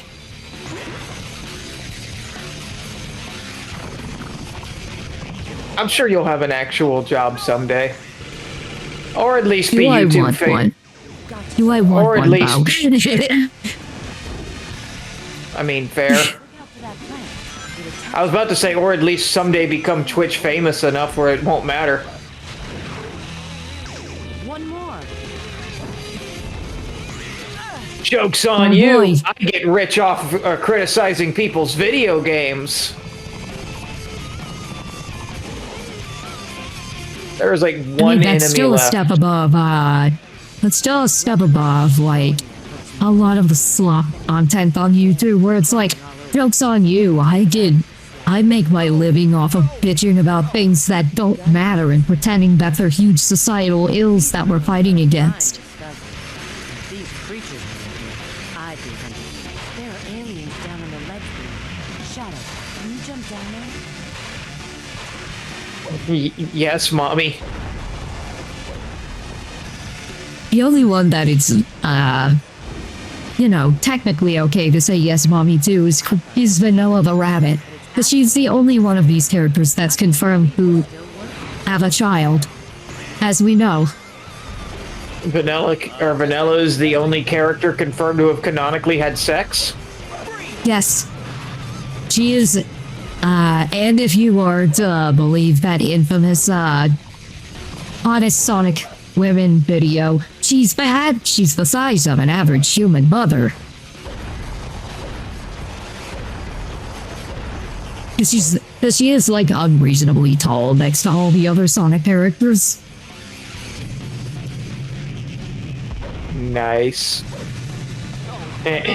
Human-sized bunny girl. She's also apparently a really good cook, and even Shadow is known to, stop by Vanilla and Green's house just for her cooking. Huh? What? Is that a wild bomb I see? Oh, well, what's this? A boom! It appears that JKR has appeared. It's a shame you missed out on the ending we got earlier in the stream where Shadow kills Eggman by snapping his bat. Oh, jeez. Yeah, And no, usurps his title of leader of the Eggman Empire, so he can establish androids as the dominant race of planet Earth. Also, he thinks he's an android. Yeah. Let's see. But yeah, Ari, wanted to let you know I am sorry I was not able. I saw your message. I do not hold it against you. Yeah. I wasn't necessarily counting on it, because I Yeah. know Dan Green is very in demand. Right, and he was like, plus the fact is like just getting a quote for him was expensive to add on to everything. So I was like, it's one of those things where I'm like, I'll probably just when I get another opportunity to meet Dan Green, I will get the autograph for you then, and then I'll that's also fine pay by the me. extra. Yeah, then I'll just pay the extra to get the quote and get him to quote something for me as well, because I was able to get him to sign something for me, but for whatever reason I don't know why my card just kept declining when I was trying to pay him. Was it an out-of-state convention? No, that's the weird thing. It wasn't. It was local. Okay, weird. Yeah. Yeah, that's like the first time my debit card has ever done that, so I had to use my credit card on that. So I was like, oh, okay, yeah. But it is what it is. I mean, I'm just gonna deal with it as it comes. Unfortunately, I wasn't able to get a lot of the autographs I wanted for one either. I I wanted to get Abby Trott's autograph just for the fact that, to say that I have Windblade's autograph. And also I wanted to walk into her booth and be like, the speaker who became the killer. Big fan of your work. Do keep it up. But again, it's like, I was just tapped out of money. Yeah, I don't blame you for that. Yeah. Charles Martinet's autograph was like $80 for just his autograph. And I was like, hey, you know what? The man's a legend. I can at least get a chance to meet him. That's all that really matters to me. Who was? Did you ask him about the Grossology game? Oh, hell yeah, I asked him. He was laughing about that. What did he say? He was a little, he wasn't quite aware what I was talking about at first, but when I told him, like, I described the game to him, because I said Grossology, but I don't think it really clicked. I don't think it He clicked with probably him when I said doesn't remember Grossology. specific project names outside of, like, big name projects.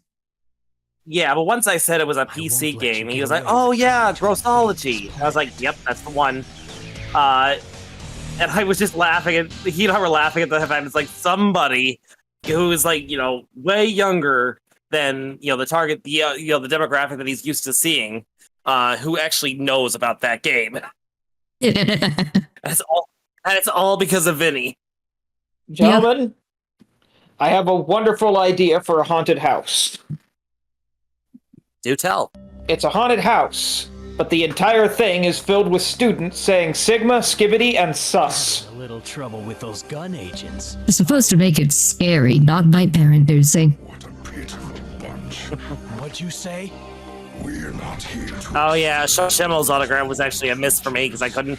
Like, his line was extremely long. I was like, yeah, His lines are always extremely long, which is why you need to get there like an hour ahead of time. Like, I got there at, the time it was supposed to open, but of course VIPs Yeah, you're got supposed to there get there earlier, like and- an hour before it opens. Yeah, well, it's like I had to allow for enough time and everything to get myself Yeah. together. But it Yeah, is what I'm it is. saying, I mean, like, I'll get... It's a Sean Shovel specific thing. Yeah. But yeah, it is what it is. I will eventually get his autograph one day, whether or not that be in the near future or distant future. Only time will tell. Hey, Dash Cat. Glad you you get could to show meet up Christine? for. Glad you could show up for our group Edge session. Did you get to meet Christina V? Oh hell yeah, I met her, got her autograph, and got her to quote the line I wanted her to, and then also gave her the well, I'll explain later for her because I've been keeping this very hush hush for some time now, but I will let you know on a little secret tomorrow. Today I'm just like too exhausted to really explain fully, and that's also when I'll show you the autograph too. Just nah, bro, you promised to show me the autograph when you got home. You're home. Autograph, bitch. Okay, number one, my stuff is downstairs. I am upstairs. Number two, my phone battery was at 2% before I just plugged it in. So, you're gonna have to wait, boy. Question mark. I'm hearing excuses. Number 4, profit. That bowl isn't black, it's gray with red highlights. Yeah, the whole Black Arms race are not. Everyone keeps calling them the black creatures or the black aliens. I'm like, they are light gray. They're like a mid-tone gray at most. And they are Also, they just are the fact that black. everyone insistently refers to them as the black creatures or the black aliens makes everyone in this game sound incredibly racist. Yeah. I always forget Dan Green voiced Mewtwo. Say what, Ferd? I bet you also forget that he voiced Knuckles in this game. Oh, yeah. I said I always forget that he voiced Mewtwo, JKR. Oh, yeah. Yeah, he was Mewtwo from Mewtwo Returns and then the CGI remake of Mewtwo Strikes Back.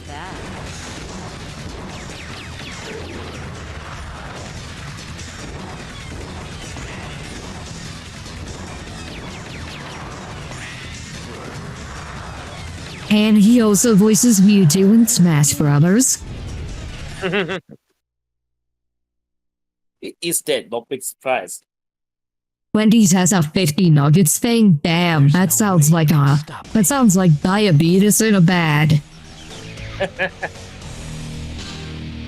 Rouge, why the hell are you making that weird ass pose? I mean, not complaining, but just like, why?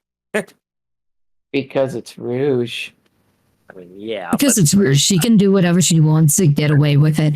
She's a government contractor, which means she has diplomatic immunity. Yeah, fuck diplomatic immunity. Unless it's the Eggman Empire, obviously, that's not what diplomatic immunity means. But, like, if you're working for the government, you're probably immune to most forms of law enforcement. Yeah, that's fair.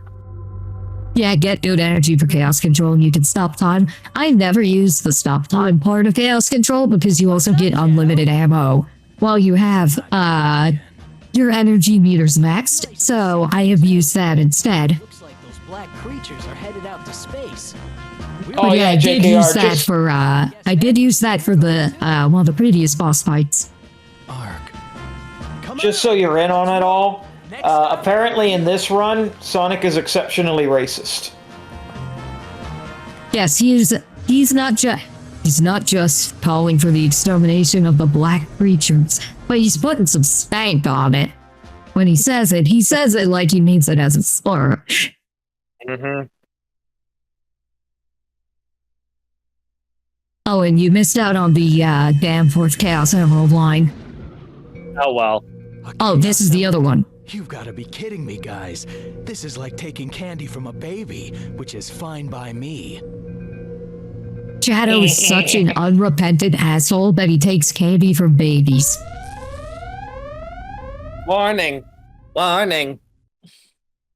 Error. Like, he steals the power source of the ship that he's in and wonders why it's starting to crash. Yeah, I wonder why. Oh yeah, that's another good line, Dash Cat. We're going to the Ark, so I guess that means we're going too. My grandfather's experiments. Something's gone horribly wrong. What is it? Maria, what the fuck is up with your eyes? They're unreasonably huge. Shadow, I beg you. Because early thousands anime girl. I'll be there, Maria. I swear. Whatever it takes. How is he crashing when there's no gravity? And the professor. Simple. I mean, he's not outside of Earth's gravity. He's still within its gravitational pull if they're headed to the Ark. Anyways, this whole stage is basically just a non-flashback. Shadow, this way. The experimental monsters are in. You know, it's funny when I was walking into. I'm sorry, Maria, but I don't trust anyone who talks when their mouth don't move. Also, due to the fact that you can plug in a second controller to control the partner characters, this is the only game where you can play as Maria. It's funny, actually, when I walked towards the convention center this morning. When I walked towards the convention center this morning, there was like a bus stop, one of those bus stop shelters, and it actually had something called Maria's something or other. It's like some sort of restaurant in the nearby area, and I was just like, Maria. Now to insert this Chaos Emerald into this console. I'm actually genuinely curious how Maria would fight if you're playing as her. She bitch slaps people.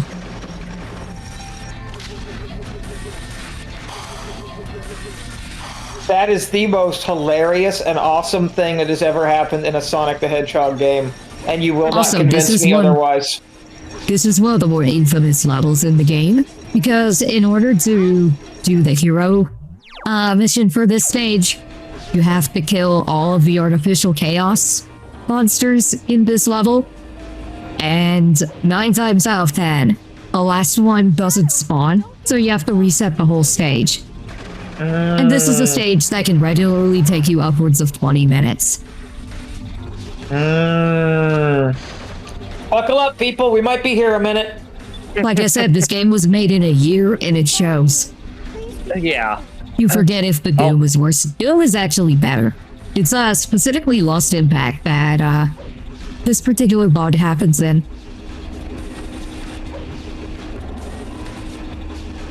Because the Doom, it's like either get to the end of the stage or wipe out all the soldiers. That's a bomb. Please be careful when it explodes. The experiments are fusing. When the hell am I not supposed to be careful with it, Maria? When you're trying to cause trouble. I mean, haven't you heard of suicide bombers? Please be careful of that bomb when it explodes. I think at that point it's pretty much too late. But okay, I will try my best.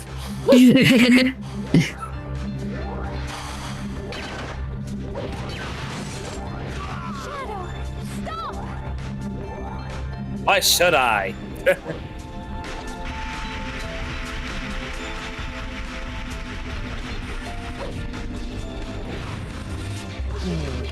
We decided earlier that our headcanon is that as far as smartphones go, Shadow exclusively uses Android phones. Not because he believes they're superior to iPhones or out brand loyalty, but because Sonic uses an iPhone, and he just wants to be against Sonic in every way. Oh, Dash Cat, no, Dash, go to the timeout corner with Chris. No, Not she hasn't gotten shot yet. Don't worry. We haven't gotten to the part where a 12-year-old gets gunned down. Which, fun fact, in an earlier build of this game, you were supposed to see her get gunned down. Instead of it smash cutting to black as soon as the gunshot is fired. But because they already rendered that scene out, they have, if you play the PSP game Sonic Rivals, which has collectible cards based on previous scenes in Sonic games,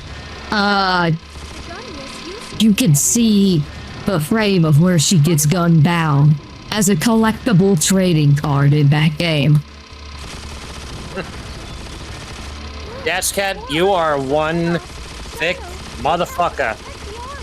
I mean, the whole Sonic fandom is like taking all bets on whether they're gonna show Maria get gunned down in Sonic 3.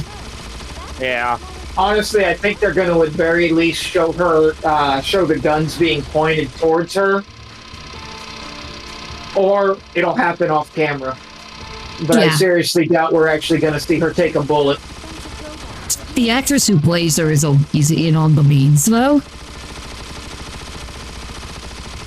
Because, her, like, kind of slyly announcing that she was playing Maria, before it was officially confirmed that she was playing Maria, was she posted a photo on Twitter from on set, where she was in a jacket that looked a lot like a body bag.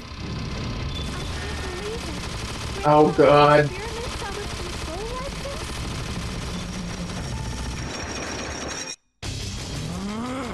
Death to all who oppose me. No, Maria got gunned down early. There you go. She took the bullet. There it is. There's the game. We can show her get shot in gameplay, but we can't show it in a cutscene.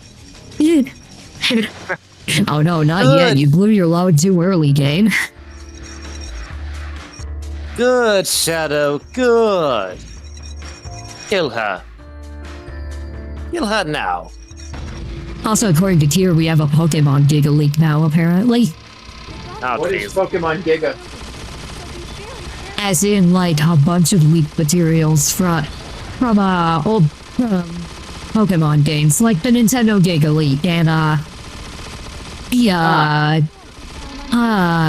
Nickelodeon Giga Leak, where it's like behind the scenes stuff and like source code. You know, all this kind of stuff that the public's not supposed to have access to. Nice. Like, the whole reason that we know a lot of the stuff about old Nintendo games that we do now is because some hackers on, I think it was 4chan, hacked into Nintendo servers and downloaded a ton of materials and distributed them on the internet. Like, that's how we know that Luigi is in the source files for Super Mario 64. Was just not implemented fully in the game.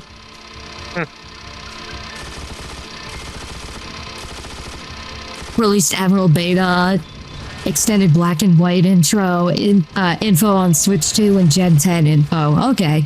So not as exciting as the Nintendo Giga Leak or the Nickelodeon Giga Leak, where we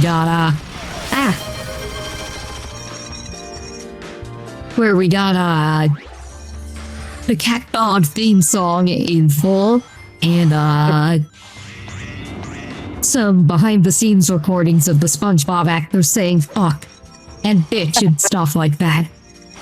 Oh no.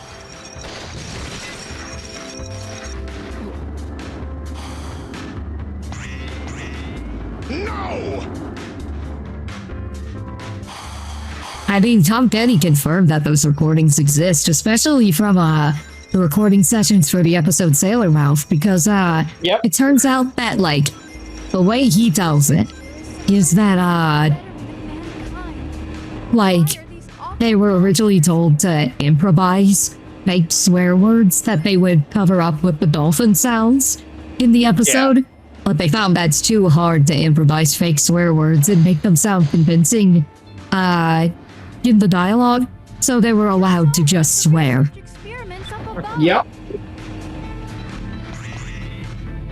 Just remember, kids, there is actual footage out there somewhere. Well, okay, actual recorded dialogue out there somewhere of SpongeBob saying fuck. Yeah, there's also, Jason Griffith, I believe, also confirmed that in the recording sessions for Shadow the Hedgehog, this game right here, that there's spicier language that didn't make it into the final game. That is somewhere in the 4Kids vaults. You know what that means, guys? We raid 4Kids headquarters. I was about to say, it's time to raid 4Kids? Hell yeah, Furret.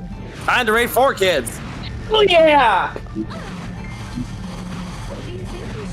There's some genuine 4Kids lost media that friend of the channel, Mr. Staub is searching for, which is the very short-lived and currently lost 4Kids dub of Funky Cops. No, she's like the only person who's looking for it. 4Kids is actually very, very dead. 4Kids is dead, but their archives still exist, and like they sorta like the company 4Kids doesn't exist anymore, but there's like basically a more modern 4Kids that exists solely for Yu-Gi-Oh licensing and dubbing. Yeah. That makes sense. If I remember correctly, didn't they somewhat merge with Funimation, and then Funimation's now Crunchyroll? No, that was Funimation.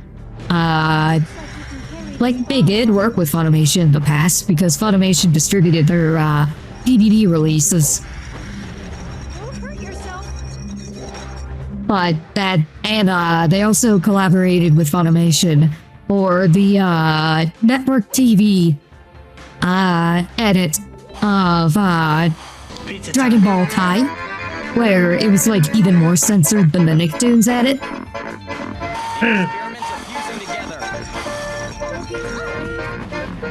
I had pizza earlier today. It was stuffed crust. Oh, nice. Nice. Yeah, I enjoyed pizza with both Mario and a plumber named Luigi. I think that's how he pronounces his thing. I don't know. Are you sure you're not thinking of Luigi? No, like this guy, like his shtick is that he is Luigi if he were a rapper. I was just thinking, go. Yeah, well, fine. It's just like, I'm tired, okay? I didn't even say Luigi, I said Luigi, as in Haka Luigi. So tired, he can't even take a picture of a picture. Protect the professor. I'm tired, leave me alone. I've been on my feet all fucking day. No acknowledgement. So you missed out on another bit of completely unintentional comedic timing. Yeah, the Blue Popo version of Kai is the edit that 4Kids did of Kai. But yeah, you missed out on some comedic timing. The unintentional comedic timing came from, like, it was the second level of this run, where characters just keep on saying shit that sounds racist. And then the game crashes and my GameCube reboots itself. And we're like, oh, the GameCube couldn't put up with the blatant racism on display.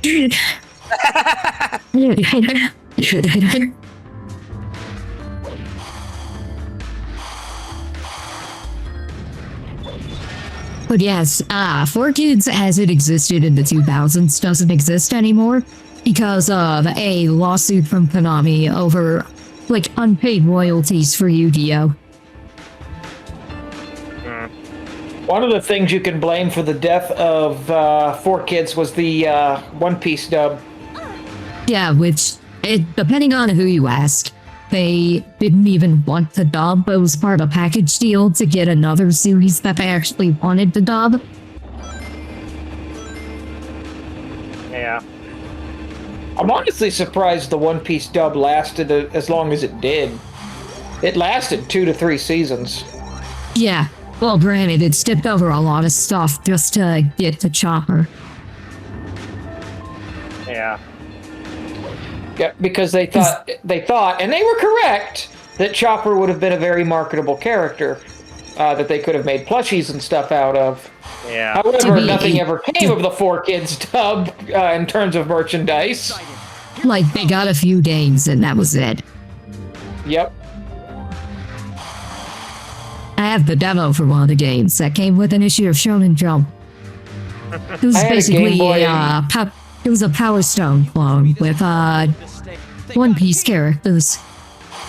It was either Game Boy Advance or Game Boy Color. I can't remember which one, but I had one of the games. It was probably Game Boy Advance because Game Boy Color was long discontinued by then. Well, yeah, it was probably Game Boy Advance, but I just remember having it and not even knowing what the fuck One Piece was. Because bear in mind, I never actually watched the 4Kids dub of One Piece, even though I cosplay as 4Kids Sanji quite frequently. Yeah. I mean, the reason you cosplay as 4Kids Sanji is most likely due to the whole cigarette thing. Oh no, I've got fake cigarettes I could use. Oh, so it's more so for the meme? Yeah, it's more so for the meme. It started as a bad joke, because basically what happened was, fuck, I can't even remember how it started. Do you remember a PSP Full Metal Alchemist game when you were a kid? I don't know if there was a PSP one. I know there were 2 of them for the PS2 that were made by Square Enix. I can't remember why I started doing the 4Kids Sanji. There's a PS2 Cowboy Bebop game that never got localized, but Steve Bloom has confirmed that he did record some voice work for it. It just never got brought over to the West. Furret, I think I remember what your reasoning for doing 4Kids Sanji was. I think it was originally, like, it was just a backup thing, so, like, whenever you ran into a kid, you were going to do, like, 4Kids Sanji because you didn't want to, you know, show yourself, like, fake smoking or whatever in front of a kid or whatever. I don't remember the full details. All right. Like, you also, like, you know, you had both the real and you had the fake cigarettes, like, you had the lollipop as well. But it was like when you were doing it in front of kids or whatever, it was like you pulled out the lollipop. Rephrase that so we don't have someone clip-jimping you of saying that, Furret was doing it in front of kids. Anyway, the point is, yeah, it started as a thing to do with not wanting to, yeah. Yeah.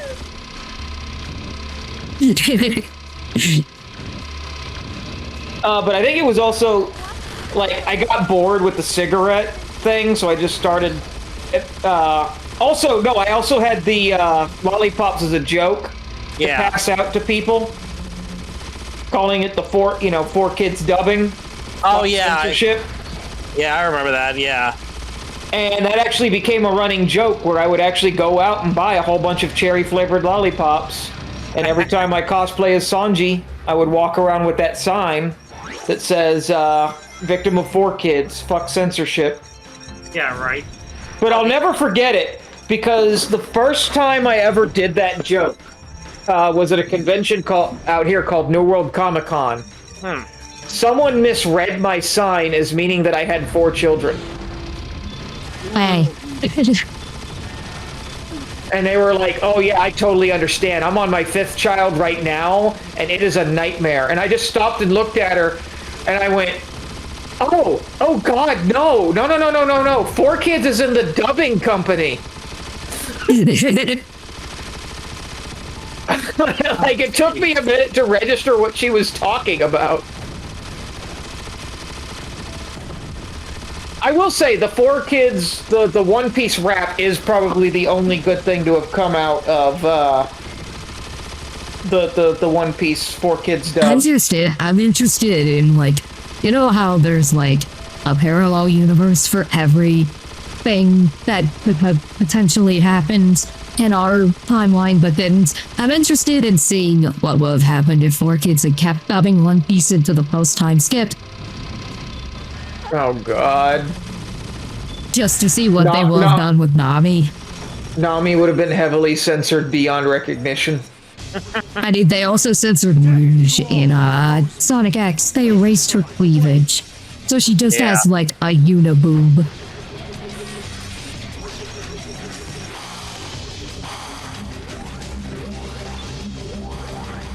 So I imagine they will have just, like, changed Nami's as a big boy right there. They will have changed Nami's bikini into, like, pun intended, a one piece. Or like a wetsuit. Yeah. No. Or just Victorian bathing suit. Or just somehow drawn an entire t-shirt on her. Yeah. You'd be surprised at what people could do with digipaint technology. A lot of the old Dragon Ball Z stuff had digital painted over effects and even entire faces drawn over the original animation cells, and it looks hilarious. It's funny because I've seen memes online where it's like people are making like one of those alternate timelines where it's like, what if 4 kids dubbed Fairy Tale?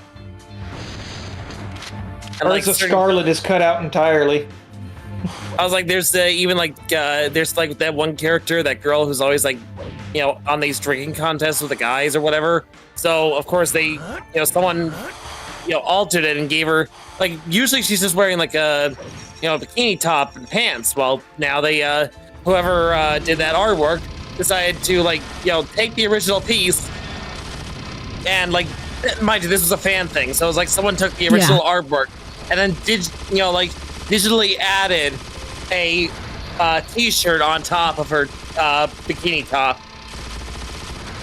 Yeah, that's what I was saying earlier, Dashcat. This level has a glitch in it where a lot of times the last artificial chaos won't spawn in the stage, so you have to restart the level all over again from the beginning. Oh, shit. Yeah, and given that we've been on this level for 20 minutes so far. Yep.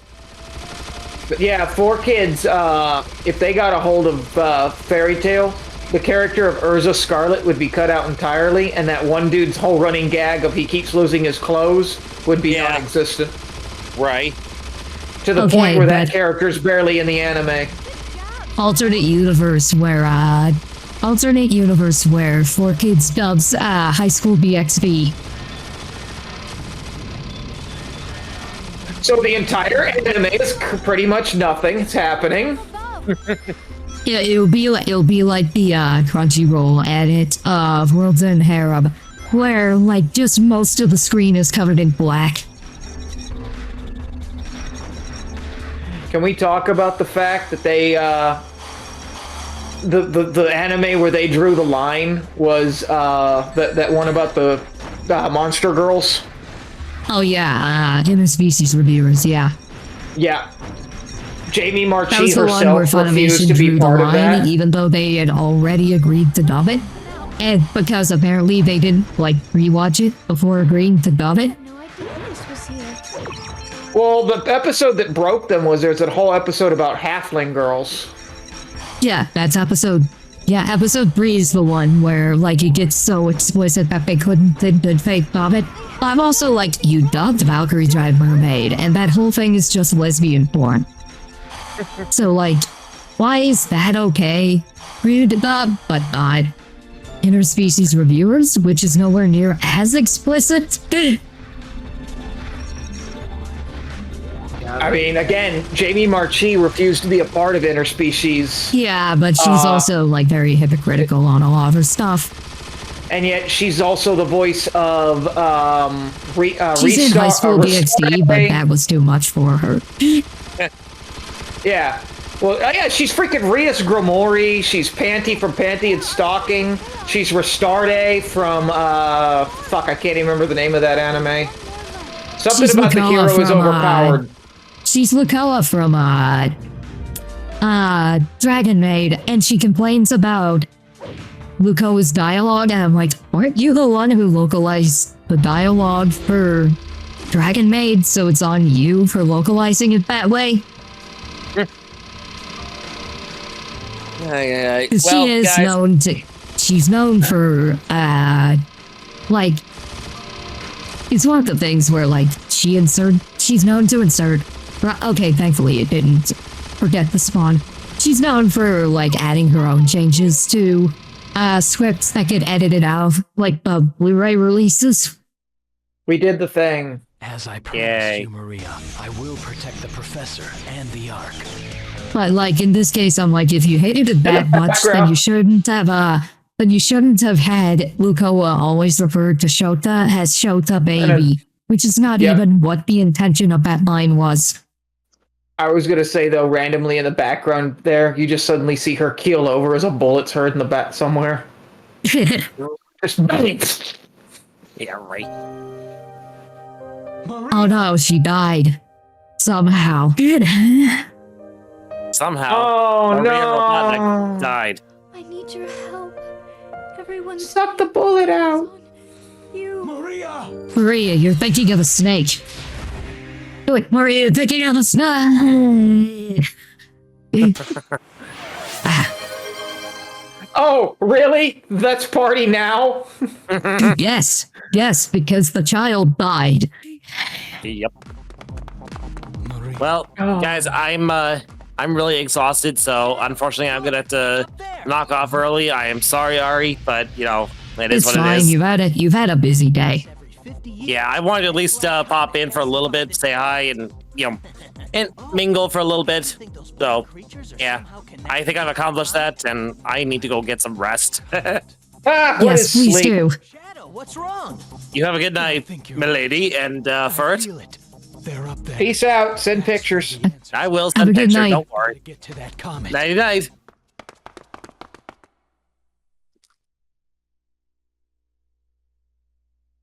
Alright, now we're going to the home world of the Black Arms, the Black Comet. Which is not actually a comet.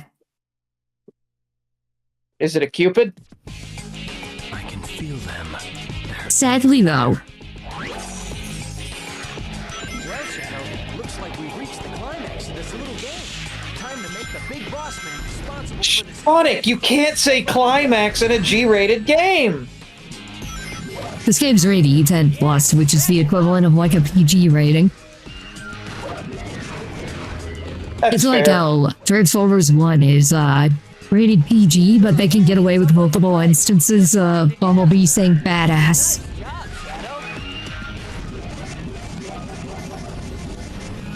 Was that movie PG? Am I doing thought the it was evil route? I PG-13. did that on, I did the pure evil route on the first stream of this, and I did neutral, and now I'm doing pure hero, and then I'm going to, do, like, semi-dark, then semi-hero, and then go through, you know, the second runs of each story with their alternate endings, so we can finally get to the final story. If there's one thing I'm not looking forward to with, streaming all of, Shadow the Hedgehog, it's the fact that you have to play the game 10 times to get the actual ending. Yeah, smash him up. Pedesitron. Predesitron. Pedesitron. I'm gonna need you to talk less. All right, Shadow, you know what to do. Alita 1 was like unironically my favorite part of that whole fucking movie.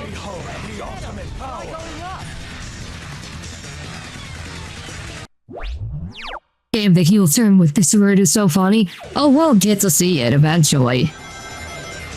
Probably next 1 or 2 times I stream this, depending on how long it takes.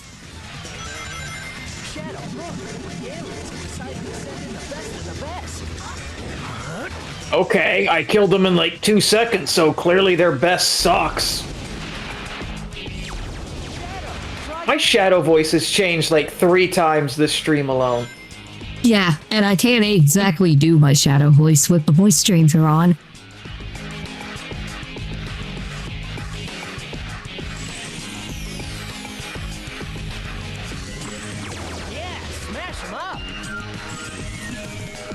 Yeah, Shadow. Exterminate everyone who's not like us. Kill the others! Murder is okay! Murder's okay as long as you're on the right side. Sonic Murder's says okay murder's okay! Sonic says murder's okay as long as you're on the side that wins. Nice job, Shadow. Looks like something has been pulled out. Yay! Murder! No, like, Dash Cat, you're not even joking, and that's the sad part. Sonic is ridiculously bloodthirsty in this game, and it is hilarious. Almost as much as Charmy. Charmy was ridiculously bloodlustful. Yeah, Charmy was probably the most bloodthirsty one in the game. Like, more And that was in bloodthirsty the than neutral Black route. Yeah. The neutral route with the fucking 6-year-old honeybee was the most bloodthirsty one. Violence is okay! Kill the ones who don't matter! Violence is okay as long as you have a good moral justification for it. Just ask my dad. He used to be a police officer.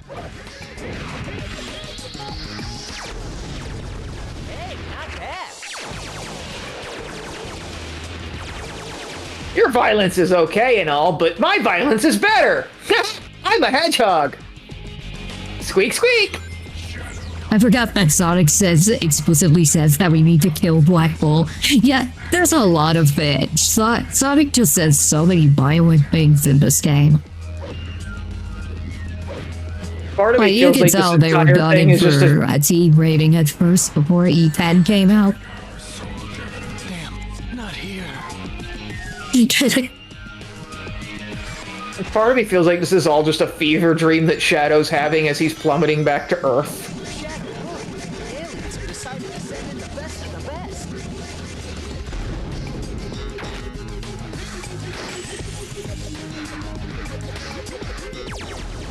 Shadow, try going up. There's more people to kill above, Shadow! Like it worked. This track goes hard. This game's soul soundtrack goes, like, unreasonably hard. Even the more cheesy tracks still go hard. Like, this is not the song that I personally would have chosen for the Black Comet stage, but still great.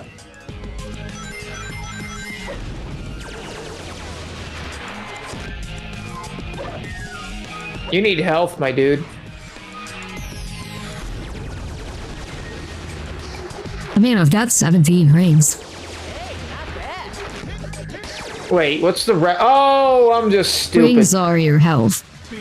I was looking The at red the and red blue thing up at the meters top. are, the red and blue meters are, like my energy meters, which they, fill up as I do either good or evil things.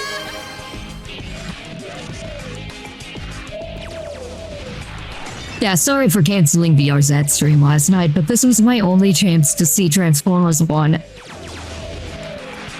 No problem. But you owe me a date with RZ later, so... Yes, I will arrange your date with Arzette.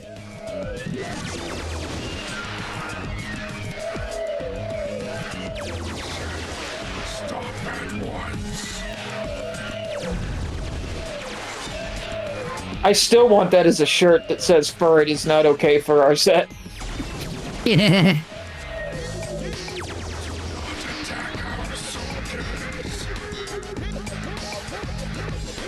I want to, if, as far as like official Arzette merchandise goes, other than a plushie for Arzette, I want a t-shirt of,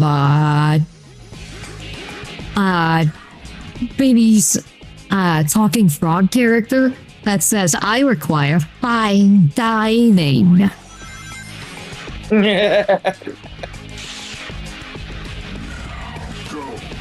Honestly, it's probably not that. Or there's actually t-shirt makers out there. Yeah, but you know, I wanna support. Yeah, official merch. Official merch when I can. But yes, limited run. My dudes, please get on it. Make us some official Arzette merch, other than the physical collector's edition of the game. Just do it, please. We need the Arzette merch. I'm talking plushies, I'm talking t-shirts, I'm talking skateboard decks, because oddly enough, that's something you guys do. Even though nobody buys the skateboard decks. I'm not joking. They do that shit. So what you're saying is, they do this. They do this. No, there was like a whole thing where every time a Shantae game was coming out, they would do skateboard I remember decks. the Shantae skateboard decks. But for whatever reason, no one ever buys the skateboard decks, but they still make them. Because most people don't skateboard anymore. Unless you're like an obnoxious college kid. I was gonna say, who needs skateboards when you have a phone? I say that unironically and sad, in kind of a sad way. I wasn't even a skateboarder as a kid. Like, that was like the one trend I never got into. I had a skateboard, but I never learned how to ride it properly. My mom wouldn't let me have a skateboard.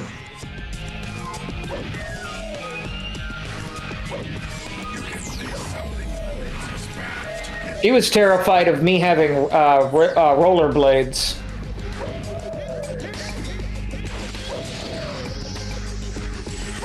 Yo, Black Doom got off his ass.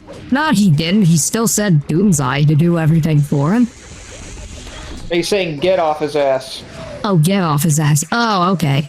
Sorry. Yeah. Mr. Red. Hey, leave our boy alone.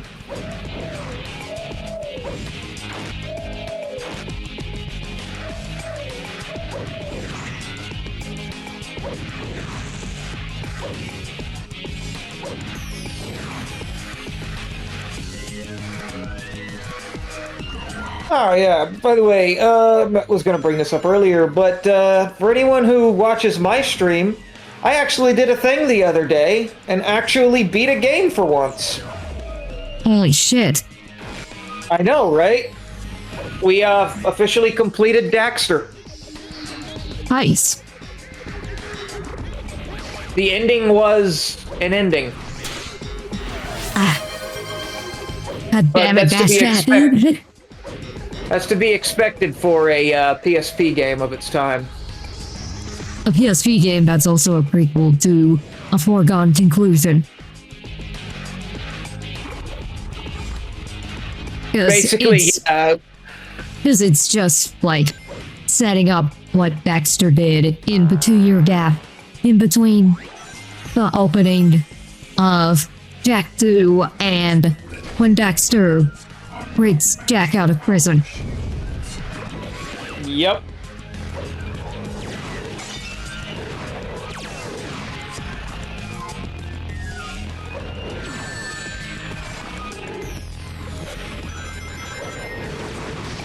It was a good game, but my god, the fact that I needed an entire episode stream just to beat the final boss. Yeah, that sounds like a Jack and Daxter game. Starting on Tuesday, I plan to start doing Jack and Daxter, the original. Oh, nice. So, eventually I'll play through the entire trilogy. Are you going for a 100% run of it? Probably not. I mean, a 100% run of the original Jack and Daxter is easier than the other games. It actually gets you, like, something. Even if it is just... I might try. It's like, the original Jack and Daxter is more like a Super Mario 64 style game, rather than what the series would end up becoming. I want to replace the games with some games. Me too, Dash Cat. Me too. I also wish to do that thing you said. I wish to replace the game someday. Okay. I think they mean replay. Oh, replay. Yeah. I've debated that once I'm done with Jack and Daxter, I might start on Ratchet and Clank, which I've never actually played any of the original Ratchet and Clank. I didn't do that until this year. But pretty good. Arguably better than Jack and Daxter in a lot of ways, at least in terms of, you know, being consistently coherent in tone. Up until you get to the PS3 games, at least, where they try to do more of, like, you know, an epic story. So the only Ratchet and Clank games I've ever really played were the remake that was done for the movie, and then the Shift in Time, or whatever it's called. Rift Apart. Crack in Time. Rift Apart. Yeah, the one on PS5. If you want to play them on PS5, you have to play actually all of them through PS Plus Premium, because they haven't been released as PS2 classics yet, which is really stupid. Alright, and what? Yeah. Sorry, what? I didn't hear what you like. You said I said have to they play haven't them been released as PS2 classics yet, so you'll have to stream the PS3 versions. And the PS3 versions of the PS2 games are known to be pretty hit and miss, with the PS3 version of Deadlocked being considered outright unplayable. Which is, of course, why it's the only one that you can play. It'll be a long time before I get to Ratchet and Clank anyway. Probably sometime next year, depending on how fast it takes me to get through the Jack and Daxter trilogy. Well, the first Jack and Daxter is pretty short. You can beat that in, like, a couple streams. Possibly. It took me 6 episodes to do Daxter. Like, part of this may just be me, you know, growing up as a big Jack and Daxter fan, but I can easily beat the first Jack and Daxter in an afternoon. Nice. I usually only stream like for maybe an hour because that's all I can usually take like mentally. Okay. But in general, the only real reason I only stream for an hour is because back in the day when I was on YouTube, that was as long as YouTube would allow you to record for. Or no, sorry, the PS4. The PS4 editing system. It would only let you record for like an hour. So that's why I only ever really stream for an hour, because that's what I'm now mentally set for. Like, it's literally a mental thing now. I just cocked myself out of completing the stage the way I wanted it to because I triggered the collision for this stupid thing. I think so.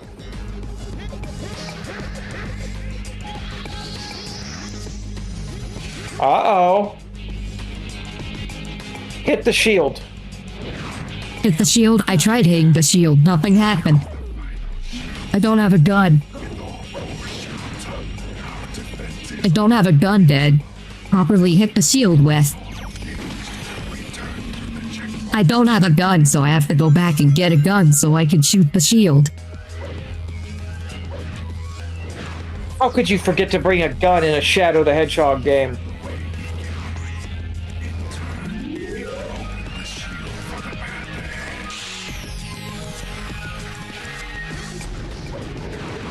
I was about to say, I swear to God, if there are no enemies left for me to get guns off of, but no, thankfully these ones seem to spawn infinitely.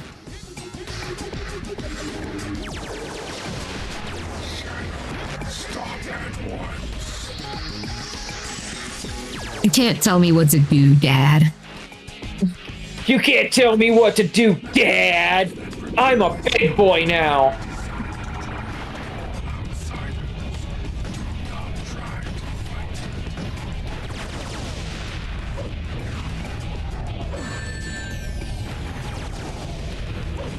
You can't tell me what to do, Mom! I'm finally inside another man!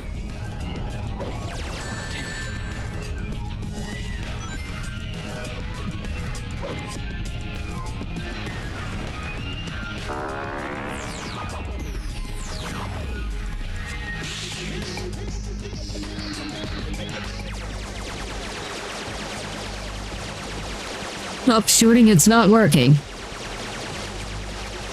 Shoot harder!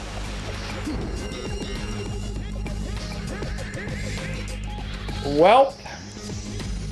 They really did just place this at the end of the stage to be like, fuck you. Yeah?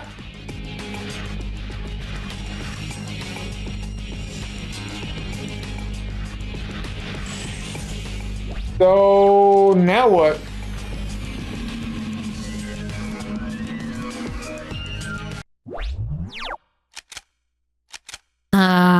We restart the stage. The pillar behind you, not the shield. Then why'd you tell me to shoot the shield? It's not my fault. Chat made me do it. Meh. I'm a pro gamer. More importantly, why did you wait till the last possible minute to tell us?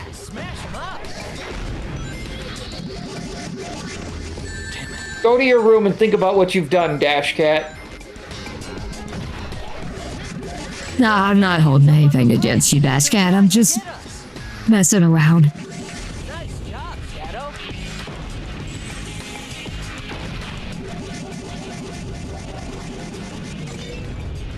Good, stay there.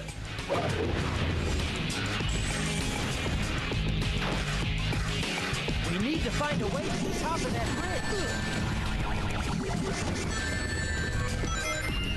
Hey, not bad. Well, I'm already in my room and I don't like thinking. Same, bestie. I don't think. I don't think. I do this. I don't think. You do the Farzette voice way too well with this. I'm glad you think that because I can't hear it.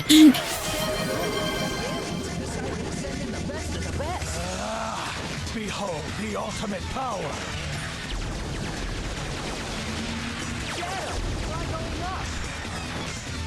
Sonic, try shutting up! that weird alien weapon can suck up rings, items, even small enemies. Okay, Really? but you know what else? I haven't You know what figured else is that out good at myself. sucking things? You know what else is good at sucking things, Sonic? Your mom. I was gonna say Rouge.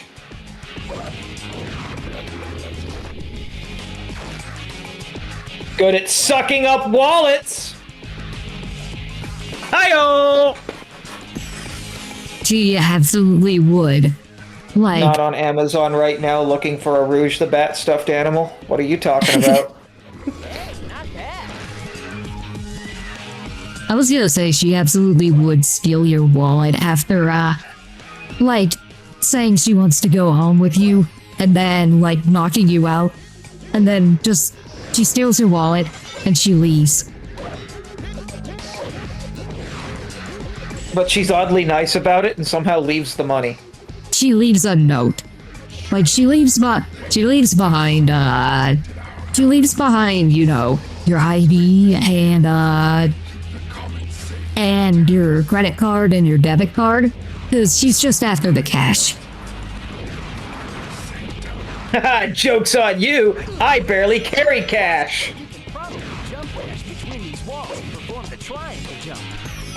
She's just after the coins.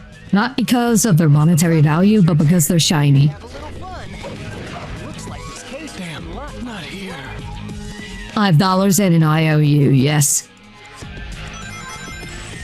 Shadow, look. Aliens have decided to send in the best of the best. But the IOU on the back says nothing. It says IOU. It's like, okay, but what do you owe me? Also, I'm just now finding out that they make an official plushie of Whisper the Wolf, and I don't have it, and this makes me sad. They make official plushies of every Sonic character. What is Tangle? She's like a lemur, right? Yeah, she's a lemur. Tangle the Lemur plush. Yep, they make a Tangle the Lemur plush. I could buy them together and make them hold hands and kiss. Am I okay? That is the least depraved thing I've heard of people doing with Sonic merchandise. That moment when you have to stop and wonder if something you said makes it sound if like you're not okay in the head. See dash categories that you should put Tangle and Whisper together. I mean, they are technically together in the comics, they just won't admit it. They're not allowed to admit it. That's one of my favorite trivia points about the Sonic the Hedgehog comics right now, is that they have been told no characters can be together whatsoever in any way, shape, or form. It's not even like characters aren't allowed to be gay thing, it's just romance isn't allowed. Right, just romances altogether aren't. No, they're not roommates, they're just, quote, best friends.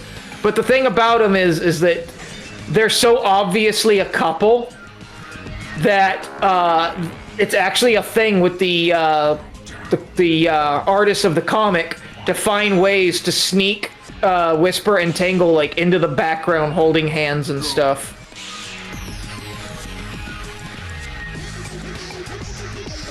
I think Dash Guy was talking about how like it's a thing. It was a thing for a long time for like characters that were obvious, people in general who were, you know, obviously gay couples to say like, oh, they're totally not gay for each other. They're just roommates, or they're just best friends, or in some unfortunate cases, they're cousins. Sailor Moon original dub. But no, it's not, the thing of it is, it's not that they hate romance. They're not against it. In fact, romance is hinted very much so in the comics on several occasions. Like, Amy still mentions having something of a crush on Sonic and whatnot.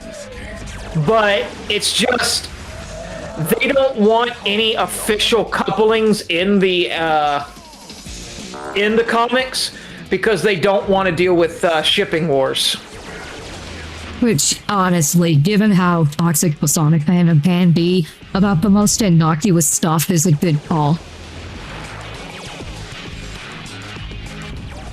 Like, when I have seen discourse about whether Sonic's arms should be flesh-toned or blue.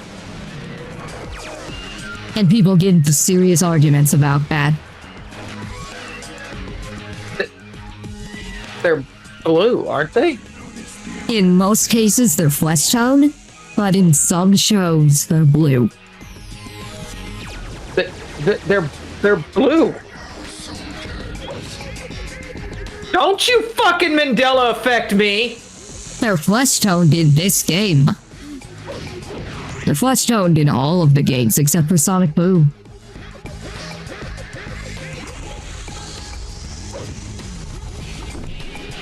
Just make everyone Polly. Okay. Like the one bit of romance from AIM. I need a moment. The one bit of romance that they still acknowledge as canon is that Rouge has a crush on Knuckles. I'm like, I still think it's weird that it's canon that Rouge has a crush on Knuckles. Not like I'm against it. It's just I think it's weird that they decided that's the canon crush she has, given that she barely spends any time interacting with Knuckles in any of the games.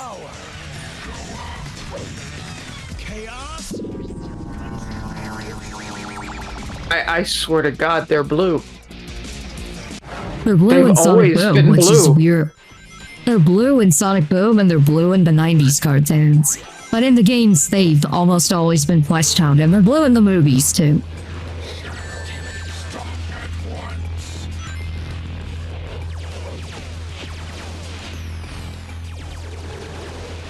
I got some real toxic discourse for ya. Toxic in terms of this is going to probably send you down a rabbit hole. Should Sonic's eyelids be flesh tone, or should they be blue? Because classic Sonic's eyelids are flesh toned in the 3D games, and in Sonic Adventure 1 and 2, specifically the Dreamcast versions, they're also flesh toned instead of blue. But in everything since Sonic Adventure 2 Battle for the GameCube, modern Sonic has had blue eyelids. I've honestly never seen Sonic blink enough for that to hurt me. But yeah, the flesh tone arm thing is hurting my head.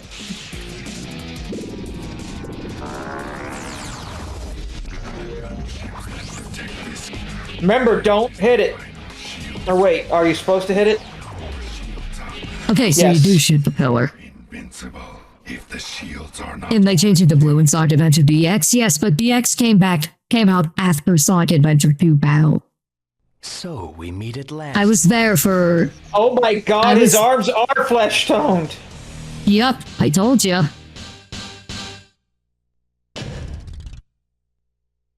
How have I never noticed? I knew Amy's were. How did...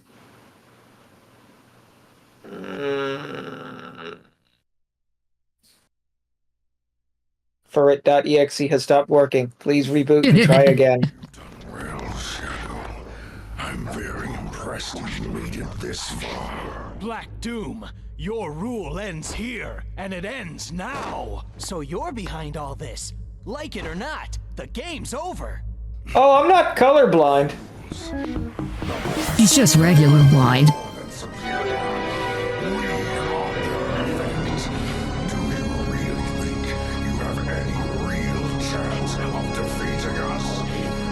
I mean, yeah.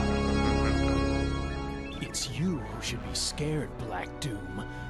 I made a promise to Maria to save the planet she loved so much, and I will. Then get ready to die. Let me show you the ultimate power in the universe. Does anyone else, like, low-key hope that Black Doom is, like, the final bad guy of Sonic 3?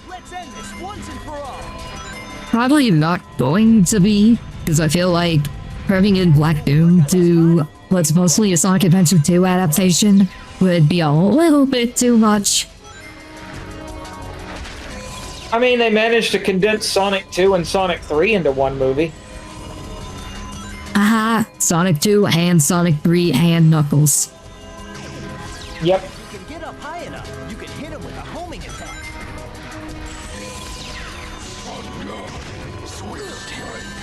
I am just, like, genuinely curious, like, how Sonic 3 is gonna play out. Because we know Shadow is, like, the main side villain, but we don't know who the main villain's gonna be yet. I mean, if we're going off of Sonic Adventure 2, then technically Shadow is the main villain of it. Because he's the one who gives Eggman his diabolical plot. Right, but with Eggman being a good guy in this one. For now, because the way it worked in Sonic Adventure 2 was that Sonic and Eggman temporarily teamed up once it was clear that, like, Eggman's grandfather was planning on destroying the entire planet instead of just, Eggman wanting to just conquer it. The whole thing of, like, how can I conquer the planet if there is no planet? Or maybe they'll throw us for a loop and it'll be Gerald Robotnik then. Probably. That's what I'm guessing. Which is weird considering Gerald Robotnik's alive in this continuity. It's like, the thing that makes it a surprise that he had been orchestrating everything behind the scenes in Sonic Adventure 2 is that he's been dead for a long time, and he had planned this far ahead. I'm still not convinced that he's alive. I think it's more, if I had an idea, which I don't because I don't have ideas. You don't have ideas. You have headaches with pictures. I think it's going to be that he's been dead the whole time, and the one that we're seeing is like a hard light hologram. If that makes sense. Hear me out. It turns out that they've all been dead all along, and this was secretly a sequel to The Sixth Sense. And then we see directed by Jeff Fowler turn into directed by M. Night Shyamalan, and Jeff Fowler was on elaborate words for M. Night Shyamalan to make his grand comeback. It was a horrible anagram all along. Such an anagram. The letters don't even match up.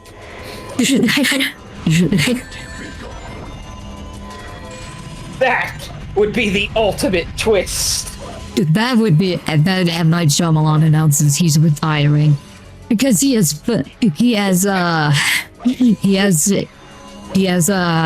successfully performed the ultimate twist. The ultimate cinematic twist that not even Alfred Hitchcock could surpass. Somehow Alfred Hitchcock comes back from the dead just to yell at M. Night Shyamalan for his brilliance. And then M. Night Shyamalan removes his face and reveals that he's actually a cryogenically frozen and preserved in like a jar full of cobalt, like in Futurama head of Alfred Hitchcock, who has been manipulating a headless robot body all along. God damn it. It's sad because it works. It turns out that all of this was planned from the beginning. Everything. The last airbender, all a ruse to make him disappear for a while, so you would think that he was a fool. He's done stuff since last airbender. I know, but, like, right. He disappeared for a while after that, and then came back, and then disappeared again. Just recently, actually, he did a surprisingly good movie with Dave Bautista. I can't remember the name of it, but it's about a gay couple that takes their daughter to a cabin. And, like, a bunch of hillbillies who think the world is ending show up. The last movie I heard of from him was, I think it was just called Old. It was like about a beach that makes you grow old. Yeah, that one was terrible, and the twist was even worse. That part is, that one was actually based word for word. It was based almost word for word on a graphic novel by the same name. You know what? I mean, I've heard of worse sources of inspiration for big budget movies, like, you know, a lot of those like Netflix teen rom-coms that are you know, clogging up the Netflix pipeline and have been for years. A lot of them are based off of Wattpad fan fictions. As in, like, actually adapted from Wattpad. Original stories and fanfics.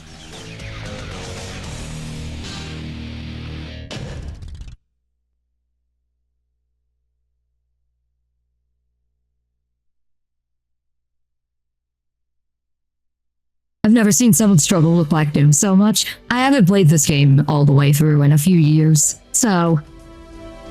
like, I'm out of it.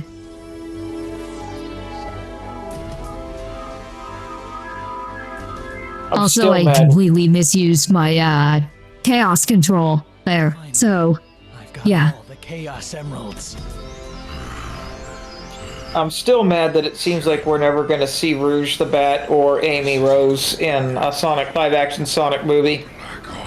Rouge the Bat, which is because they wouldn't be able to faithfully transfer her over without, you know, making it rated NC-17. She would need to be boobish enough and... she would need to be breasting boobily everywhere. Doom and his army are finished. This is who I am. I'm still not 100% unconvinced that director Rockbell isn't going to turn out to be Rouge at the end. Just because Christian Ritter is way too perfect casting for Rouge.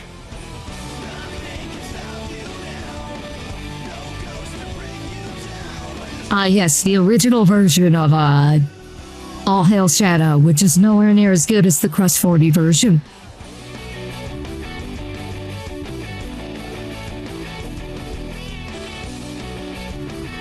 One of the few cases where the Crush 40 cover of an established Sonic song is actually better than the original instead of significantly worse. Hoppy's ending is so abrupt. Yeah, they just smash cut the credits.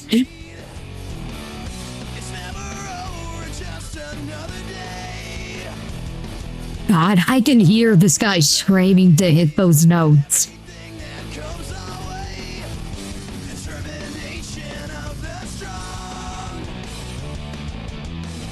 You like this version of the song? I'm just not a fan of this style of singing.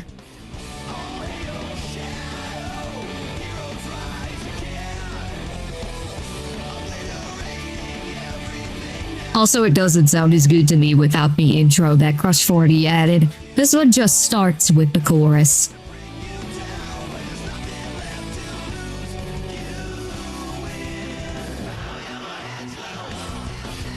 Whee!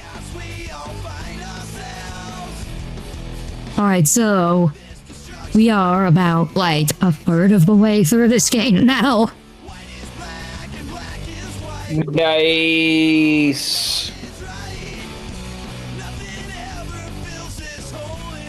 Well, kids, today we saved the world, killed Dr. Robotnik, and also other things.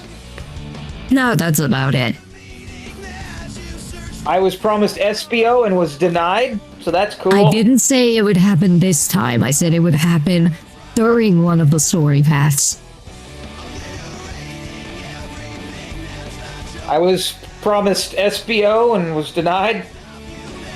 Well, you got Rouge. That's fair. I won't argue with getting Rouge.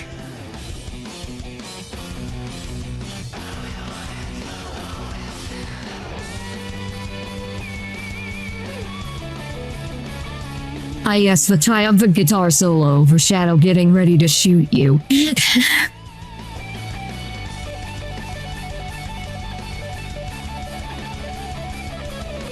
These endings are so abrupt. You have no idea. That was the thing with Daxter, is the ending was surprisingly abrupt.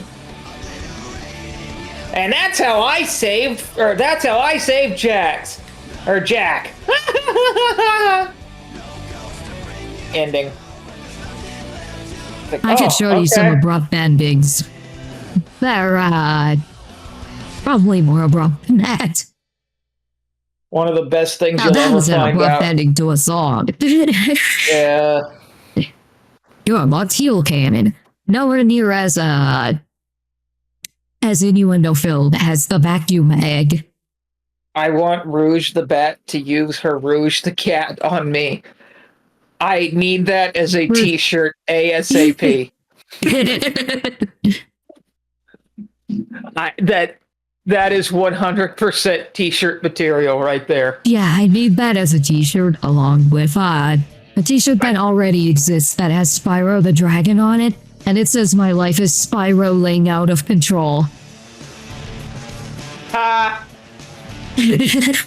Ah, yes, Alone in the Dark 2008. So, like, my favorite of those two endings that Alone in the Dark 2008 has is, I'm the Lightbringer. I'm the fucking universe. And then it just ends.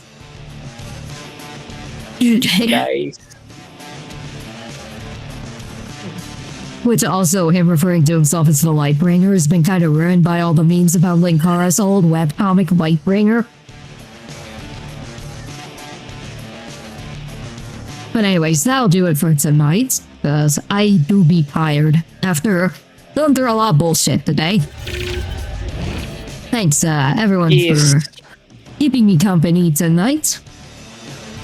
Yes. And, let's see if we're gonna be raiding anyone.